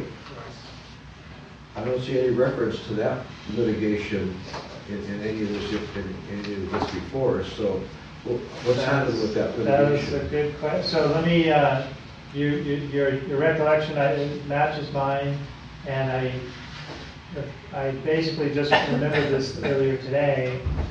We never have found out that was headed for appeal. Right, first day. And it basically went silent. So we need to reach out to Berliner Cohen and ask them what the status of that. I have not heard a single word for probably almost 18 months, a year at least. Okay. I won't mention the cap that was mentioned in the closed session tonight, but there is a cap. Yeah, let me... I'm carrying it through the First District. I will reach out to I forget the attorney's name, but I have his contact information. He's the Was that John, or was that? I forget his He last was here name. one of our Yeah, meetings. I will have it in my files. I'll reach out to him. But we'll still have a contract with Berlin or Cohen for such Right, things. to close that That's out. right, yeah. Exactly, that's the point, thank you, yeah. So would we continue our contract with Weaver? No, Tom, we would basically On the just finish exercise line. our, oh, no, they're not active on anything anymore. Lieber Cassidy hasn't been But active. wouldn't we keep them on that appeal? I mean, if anything's going on? They No, didn't- there's no, didn't have Lieber anything to do with Cassidy, it. yeah, Lieber That's the Cassidy only was thing. a woman named Personnel. Suzanne who came in purely on personnel issues. Yeah. I honestly didn't know that she wasn't just with Berlin and Cohen for a while. Well, that's, not to digress, but for a long time, I think for the first 8 or 9 months, I actually had the same understanding, Mary. It was, and I think basically what happened, well, anyway, it doesn't matter. They were essentially working very closely together, and they were always working on some of our really acute HR issues, as you guys all know. So that's basically how we were working with Lieber Cassidy. It was basically putting out the fire after the house had burned down, basically. And that's I don't mean that as any slight on Lieber Cassidy. That is how we were utilizing them. They were being brought in a very much after the fact, how do we clean up this mess approach. And what we're talking about here, just to be crystal clear, is 180 degrees from that. It's upfront, it's very specific support from Elizabeth. So not really the same at all. But we would simply exercise our termination clause and send them a communication. Yeah, my sense was that Berlin and Cohen didn't have somebody with the HR legal skills we needed, and so then they had Lieber Cassidy brought in, but Downey Brown actually has that in-house. I have a question on billing. On page 3, there's a reference on billing. How will you do the billing? And has there been any issues that the finance committee has picked up on billing? For which, For the Downey Bread? Yeah. We send a bill on a monthly basis, and that's what we've been doing since we started. And you categorize it. That's right, we've already been separating general counsel from employment for 3 or 4 months. And does that include taxes and phone calls and paralegals and anything else? I don't believe we use any paralegal, but yeah, we have phone calls, and there's a description in every bill of all of the work we've done, including phone calls and travel, and all that is, as you know, cut by 50%, and the bills are actually quite detailed. yeah, it just so the invoices come in, as Andrew said, on a monthly basis. They get routed to me for individual review. After I'm done reviewing them, I provide them to Mary in a summary form. She helps me with with Mary Brown. And that's how we put together the monthly legal report that you see. Those figures in the monthly legal are the roll-up of the individual invoices. So every invoice gets that level of review. As Andrea just pointed out, they already break out. I will be looking at 3 invoices typically. If we have a little bit of HR items, I'll have a separate bill for that. It tells you exactly what's going on. So all that stuff Yeah. from the past is gone? It's all cleaned up? It's They're very clear. There's no question about. You can read it. Yes, You the can invoices read are it. very clear. Yes, I can And put it's it that way. timely? Yes. Okay, awesome, thank you. What I see on the attachment A, and maybe that's a mistake, I'm not sure, legal district hereby retains, you see commencing February 2015. Where are you on the? I'm on the first page of attachment A under now therefore it's number 1. Well, it's interesting. So the current agreement, the one's about to be prior, actually had this setup where the agreement was actually entered into in the summer, but the commencement of the services was months before. And so I left it in with the concept that really starting in February is when this change occurred. And since February, Berlin & Cohen has really done litigation and special services. And we all know the litigation they've been doing. The special services is really where there are items when Berlin & Cohen has an immense amount of institutional knowledge and it doesn't make sense for me to spend a lot of time to get up to speed. An example is with respect to the ongoing trial, and there was the Defense Council filed just last week a significant Public Records Act request. And so, as General Counsel, I provided the first response, but in terms of the substance of figuring out where the documents are and what makes sense to provide, Berlin Cohen is doing a lot of that work. That's a good example of the special services, and that's really been happening, although not very often, since about February. That's why I left that in there. Yeah. But we could remove it. I just thought it would be useful to point out that that's kind of when this dynamic began. We're not terminating them completely. No, although what I did set up, it was too complicated to amend their agreement because it was very much geared toward general counsel. And so I just thought, as a legal matter, it would be easier to terminate it and enter into this new one that's just really clear and not. I mean, the amendment document would be as long as the contract because there was so much that had to be modified. So I have a question on conflict of interest. So if, because of what you stated, your areas of conflict of interest, what is the process? Do you seek counsel outside, or is there counsel within the process Downey Grant? For when we... when you have a conflict of interest? So when we have a conflict, so for example, let's say the district will be entering into an agreement with a contractor or anybody else, and I see that coming, I'll run a conflict check. Because I'd like to know in advance if there's going to be some problem with, me being on this side of a contract and one of my colleagues being on the other side. It shouldn't come up very often because most of the work my firm does, there isn't a lot of work in Marin County. But with respect to these existing ones, we don't have a waiver in place with CDCR. The state of California does not routinely grant waivers, conflict waivers, which means, okay, you can work against us and for us separately.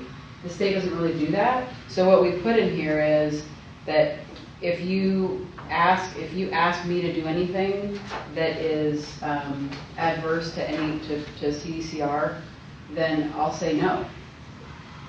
I'm sorry, I'm not able to do that. And so if there was something that if Ross Valley decided to sue CDCR, you would probably need to get outside counsel unless we were able to convince CDCR on totally unrelated matters to waive the conflict. Does that help? Yeah, I was just wondering, so then we wouldn't use any attorneys in Downey Grant? We'd have to go outside. We'd have to go outside of your law firm. For something directly adverse to CDCR, that's correct. I wasn't sure. Okay, thank you. Before we come back to the board, is there any public statement at this time? None seen.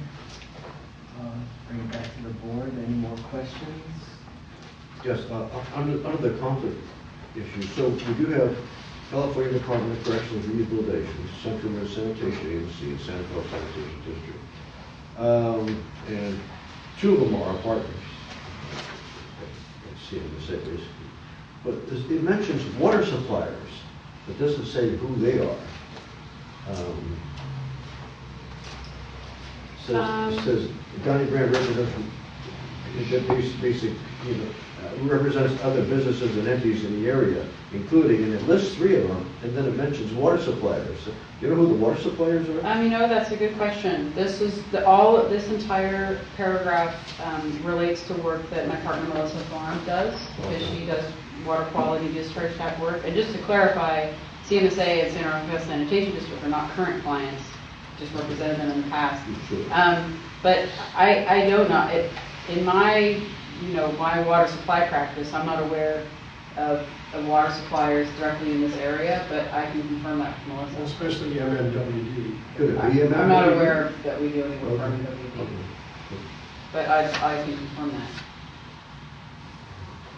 And then down on the fees and charges, are they the same now? I don't have the original contract with me. Are they same now, or have they gone up? They're the same. They typically change at the end of the year. Right. If they go up, they change at the end. So they're the same as they have been on. So we have one small wording item that needs to be checked on, can we do anything tonight and say, with water supplies? Right, well, Can we go ahead and? Except we've already hired it.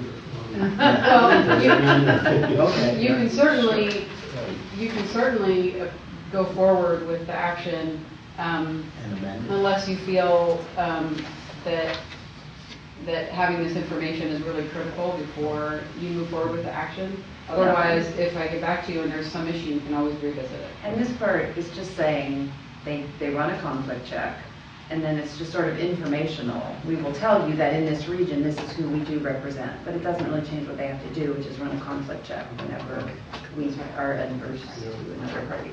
So it's, Do we have a mo? What we're trying to do here then is to get legal advice prior to getting into an HR lawsuit or conflict.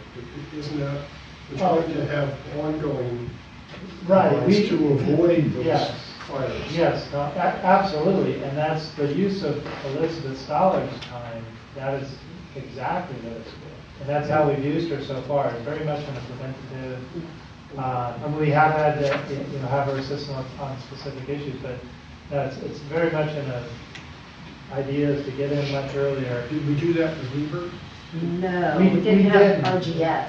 RGS is making the biggest difference on this point, I think. Yeah, we have a very, we're addressing ideally, not everything, but we're generally trying to address any HR issues, very early on, get them resolved at the lowest level. Anyways, that's, Elizabeth's, work is very targeted, very limited. Okay, well, I move that we approve the engagement with Downey Building for HR legal and the Building and Cohen contract revision and the Liebert Cassidy Whitmore contract termination. I'll second that. And we're going to get a clarification on the workforce litigation Yes. up First Yes. District Court. Yep. And we're going to find out who the water suppliers are. Feedback.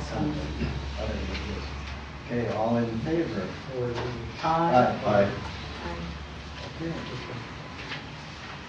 Number 12, which is Greywater. Consideration of authorizing the general manager to issue a request for proposals for development and administration of a Greywater pilot program. Okay, I'll do a quick introduction on this. So this is a follow-up item based on direction we received from the board last month when we brought basically the question of whether we wanted to go through the effort of developing a draft request for proposals to basically look at interest in having sort of essentially a structured partnership to incentivize greywater systems in the Ross Valley service area, and specifically in a manner that will utilize the district's role would be as largely in providing incentive grant funding, and then we would be looking for a partner or partners entity to essentially do everything else, so to speak, to administer this and get it done. So we, based on the board's direction at the last discussion, we did go ahead and develop a draft request for proposals, and that's included in the staff report. And it is draft, and this is very much discussion and direction this evening. You certainly have the option to approve the RFP, but it is a draft, and this is a pretty significant new topic, so if we just get discussion and direction this evening and end up taking further steps, that's completely appropriate. So basically, I won't go through the content of the RFP. It's rather lengthy, as you can see, but I'll just point out a couple of basic features. It's a very standard format. We basically took our typical professional services not contract, but RFP format, and repackaged it for this service. So some of this may look familiar to you in terms of the layout and so forth. And the key parts that you'd be saying, well, what is this other entity going to do, are listed under the section 4, the detailed description of tasks. And this is framed as conceptually as an approximately 2-year effort.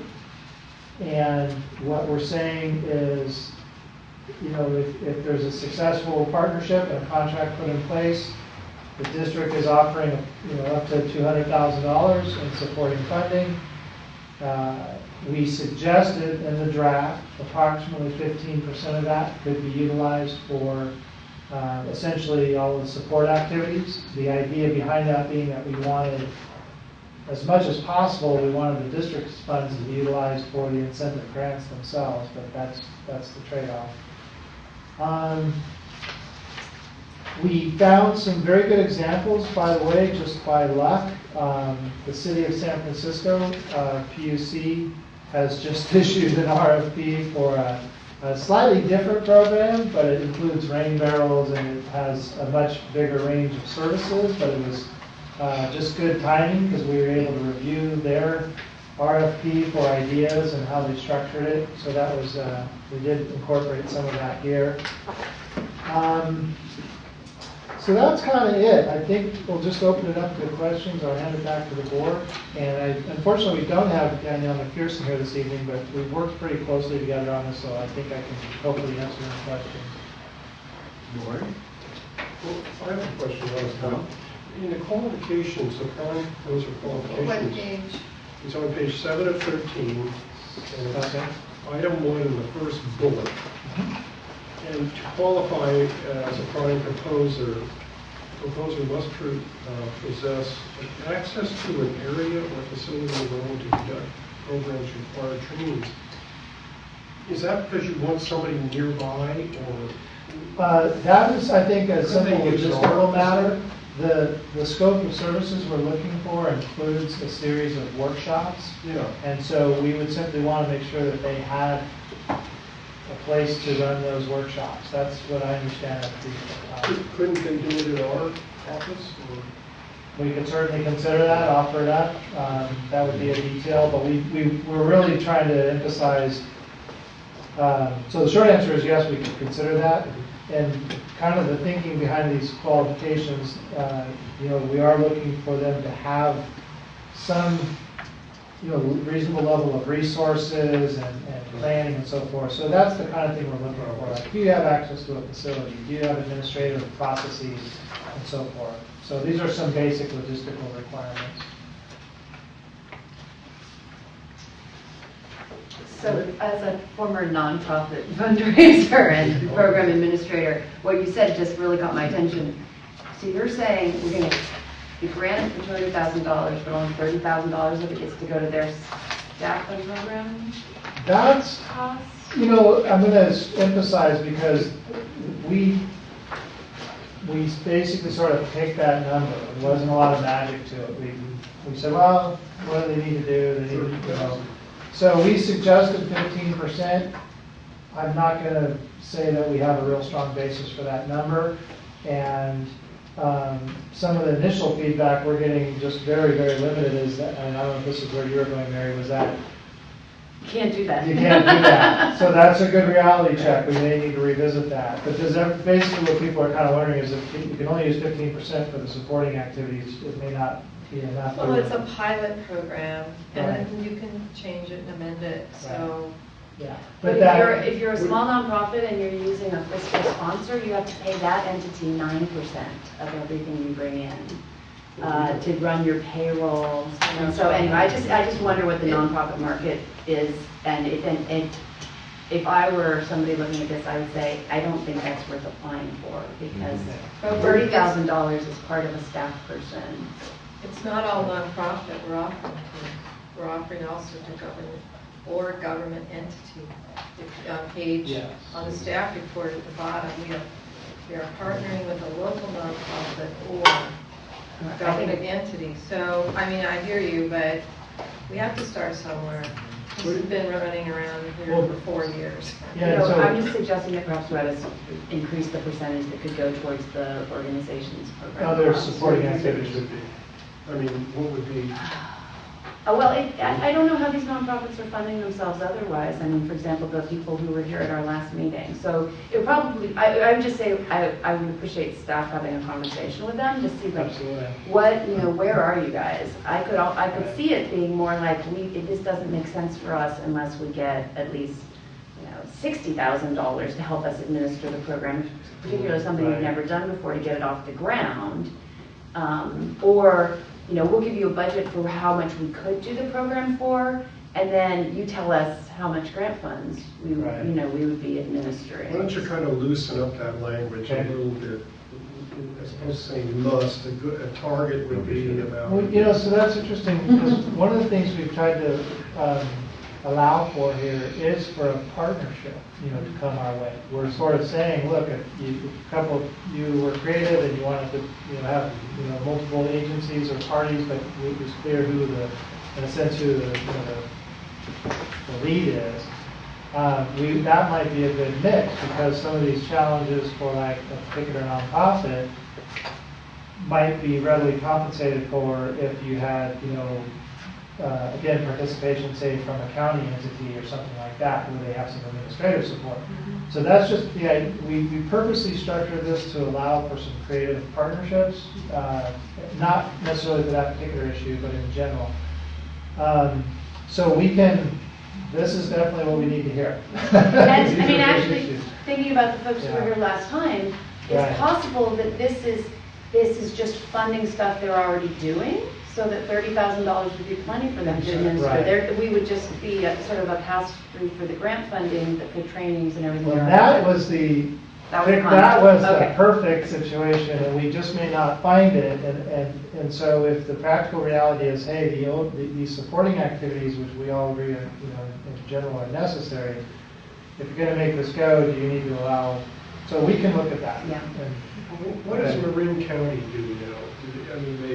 They have guidelines? Do they have a staff? They are generally speaking, they're the lead authority for local permitting on gray water systems. Okay. So whether you're in a municipality or an unincorporated Marin, in either case, if you're doing a gray water system and it hits certain thresholds, you have to actually get your permit from Marin County. So that's their one key role. They have a lot of very useful information. They have their planning department, I think, has a sustainability initiative that really pushes things like information on gray water systems. So if you go to the county website, they are probably one of the better local information sources for gray water systems. They have a bunch of great how-tos, permitting information. So the counties, within their limited role, they're being very supportive of the idea of gray water. So that's their role right now, Tom.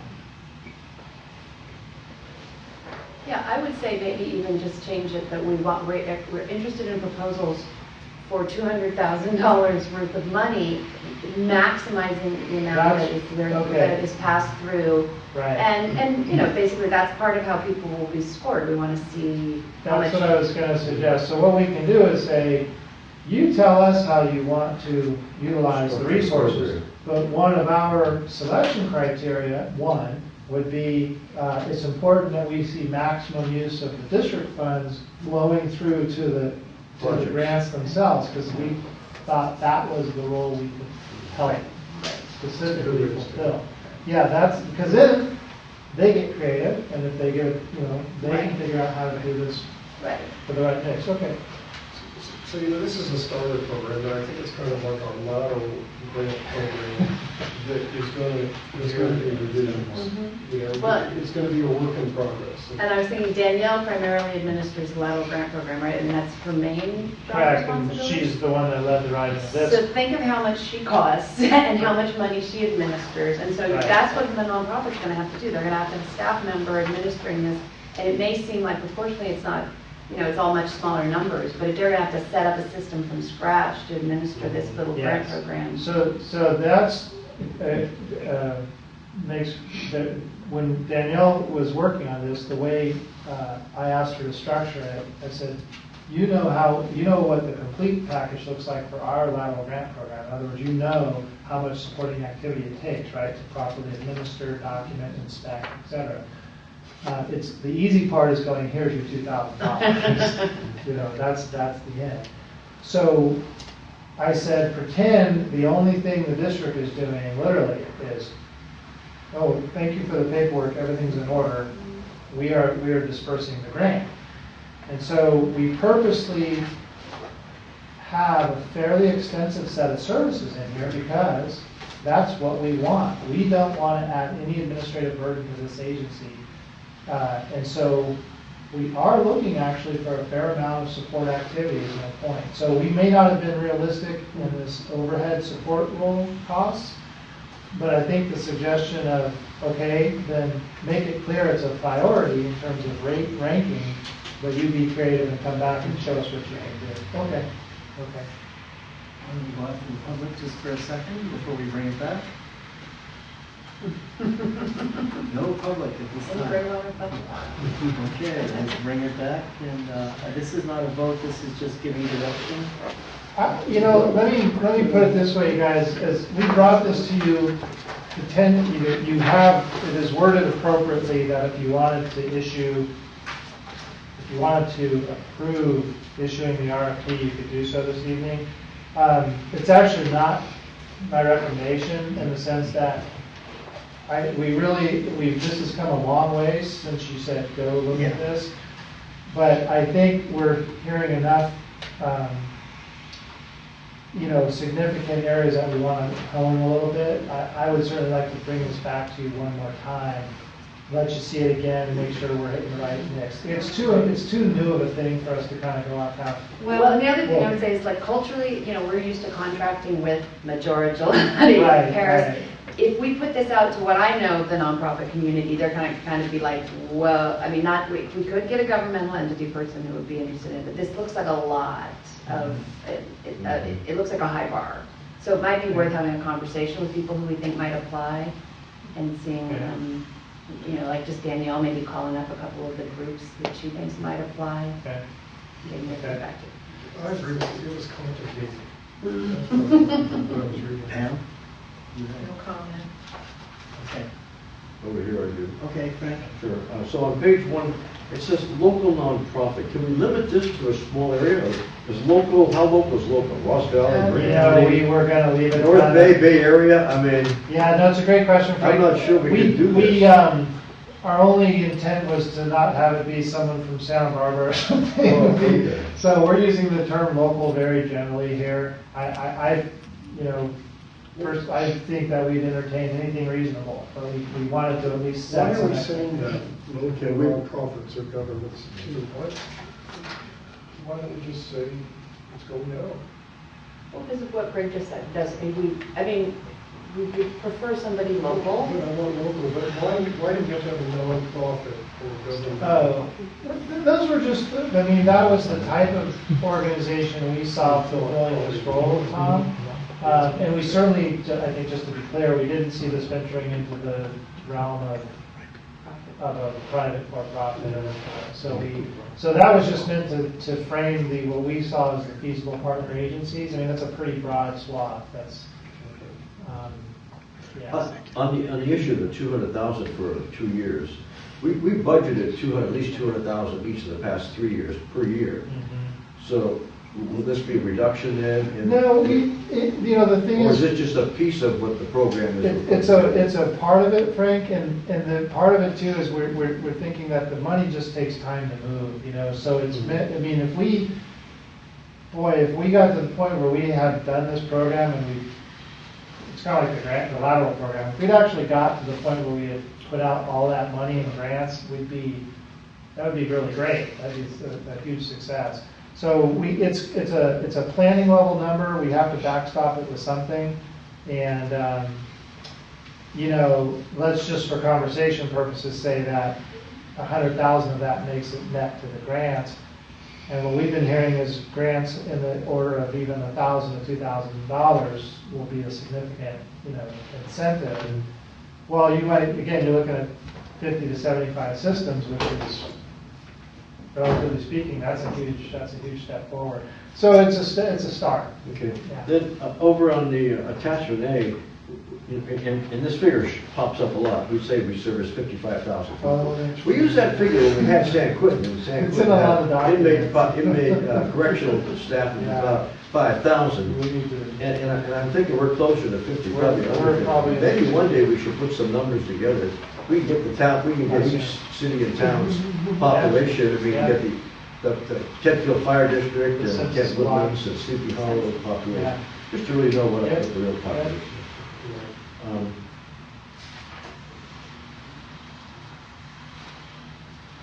At this point, can we say, let's revisit it again in a month? Perfect, yeah, let's bring it back. Okay, we'll bring it back in next month, and we'll address some of these items, and we will frame it again for action if that's the direction of the board. Okay. Come back to the here and look at the agenda. So we have the general manager's report. So the main item I wanted to update the board on was, we had talked in the past about a meeting we were working on scheduling with the regional board staff, and we did actually have that.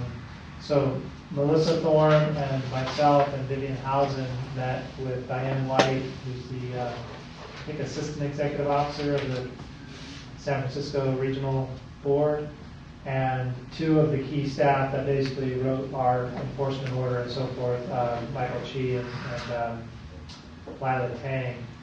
And it was a really, we had requested the meeting just to basically give them an informational update and let them know how things were going, and also to pose some of the questions that we've been hearing on the, the consent decree. So it was turned into an extremely positive experience. We were there for almost 2 hours. We covered everything about what's going on with our CMMS rollout, the capital program, the lateral program, the whole bit. A lot of which they knew from the quarterly reports we do, but we basically rolled it into a more of a high-level presentation and kind of gave them the whole package. So very, very well received. They are actually trying to figure out how to begin incorporating the kinds of asset management-based approaches that we're doing, and just a few other agencies that they work with are doing. They kind of see that that's potentially where they want to go, but they're not sure. They're kind of looking for guidance and ideas and what have you as to how to start moving in that direction. And so that was extremely positive, and they actually, Diane White has let us know that she's going to request a space probably in the January or February monthly meeting of the Bay Area Board for a presentation to them on the methods and basically the success, et cetera, that Ross Valley's been having, because they want to start pushing for how you start thinking about incorporating these types of asset management-based practices and so forth. So that was a really great feedback, opportunity. I think, well, Vivian and company aren't here today, but I think we all left the meeting going, wow, that was about as positive as we could have expected it to be. We asked about the laterals specifically, right? And basically, they didn't give us a black and white answer, but what they said was two things. One, when we issued the order, we did take into account what you'd already been achieving with laterals, because remember we had the grant program and so forth. And they also, and I know that again you could sort of see this as dodging, but I think it does have some validity.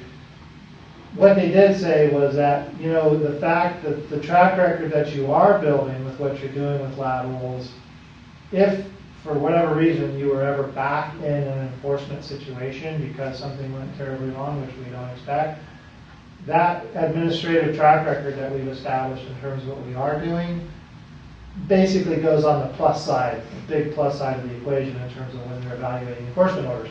So these are very much, not clearly black and white items. They get it. They understand the capital investment. They do not have a real black and white answer as to what they expect to do with crediting them. Again, the main message back was, it's not that we can give you, one for one, but you should know that we're, if we have to make future discretionary decisions about you as an agency, this track record counts, strongly in that. So that's kind of what we got out of them on that issue. Let's see. Other than that, that was kind of the takeaway from the meeting. But we put out about 800,000 in lateral grants last year. Yeah. How did they tell us how we stacked up with their other agencies that they've got enforcement actions against as far as lateral grant They programs? didn't, Frank.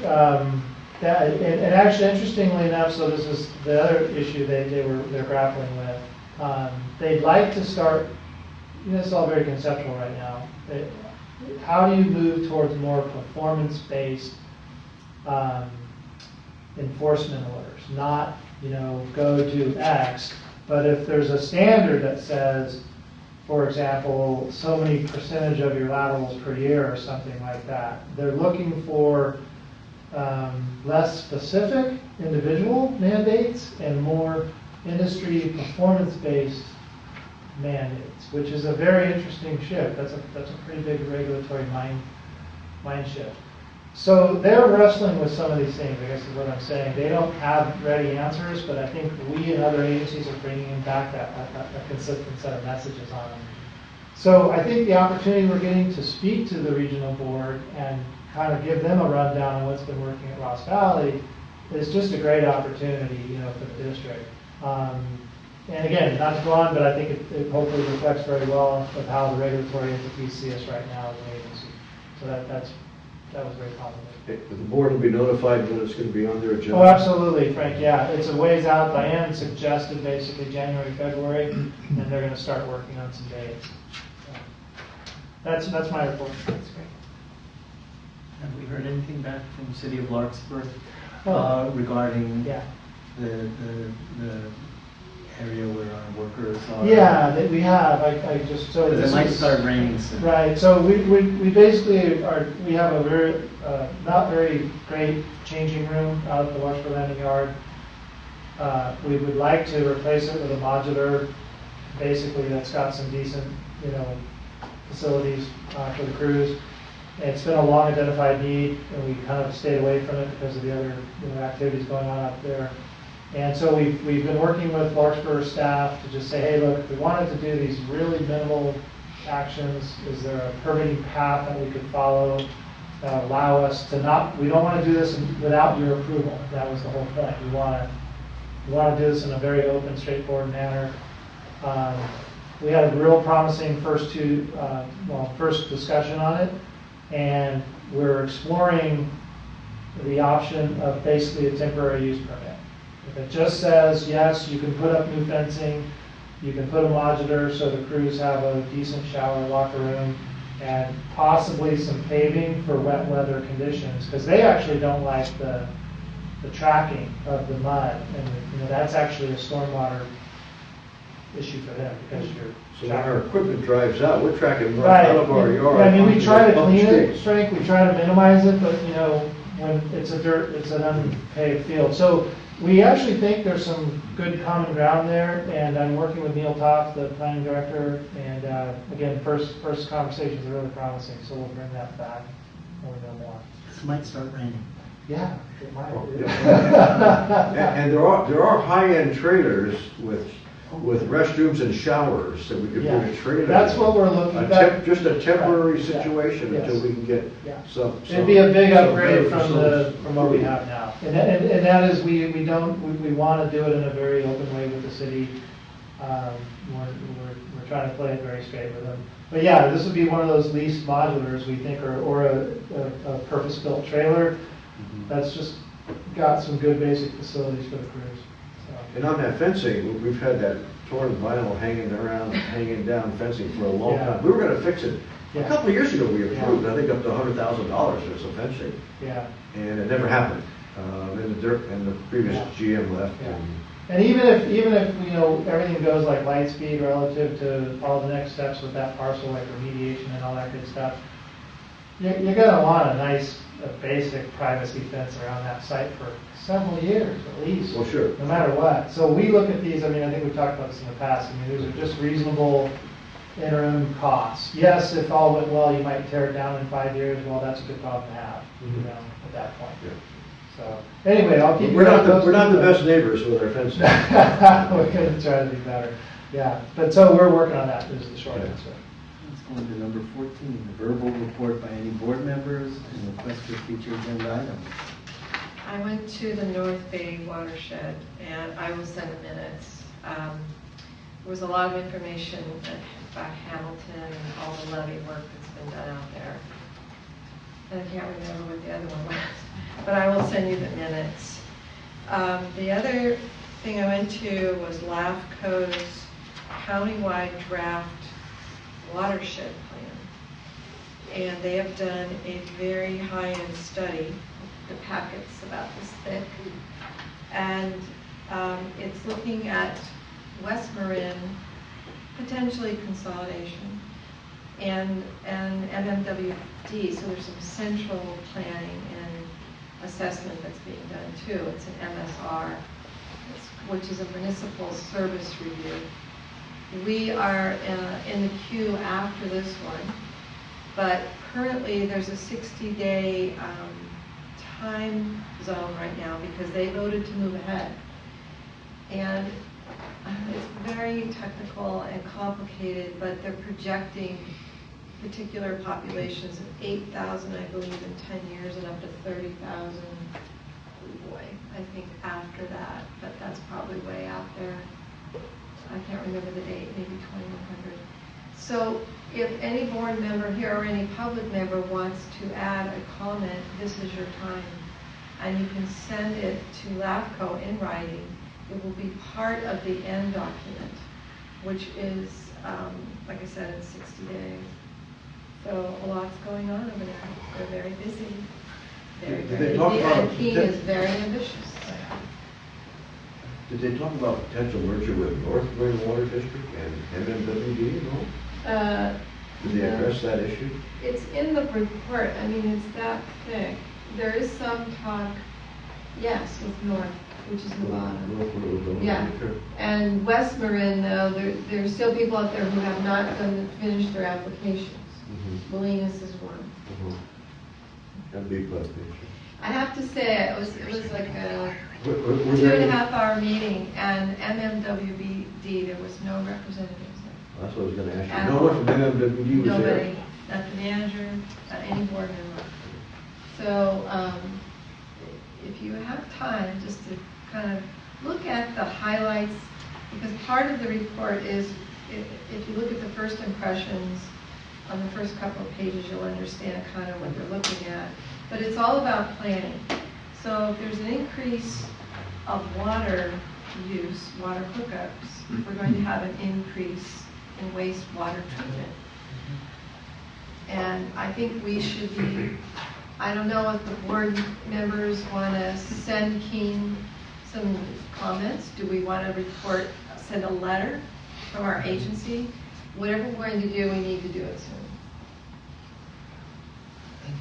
Oh, and for the next agenda, and Greg, you probably get tired of hearing this. What happened to Vivian and Rita? They dropped the ball. We were supposed to regroup in May with our strategic plan. Are they really going to come back? They are. And I'd like to know when, because I don't want to start all over. We created a contract. Yeah. Was it $60,000 for them to I think it's roughly a little under 50. But yeah, we are working on an October date for their final workshop with the board. Oh, they so have separate? Yeah, they will. That is when you'll be, I think, seeing the first draft. So it has taken much longer than we anticipated, and we definitely got sidetracked on some other big issues, but it's no excuse. It's behind, so we're going to get it wrapped up. And then I hear the Lifeline's coming back in October, so Yeah. I'm very excited about that. Thank you. Okay. Hearing none other? Wow. All right. Thank you, guys.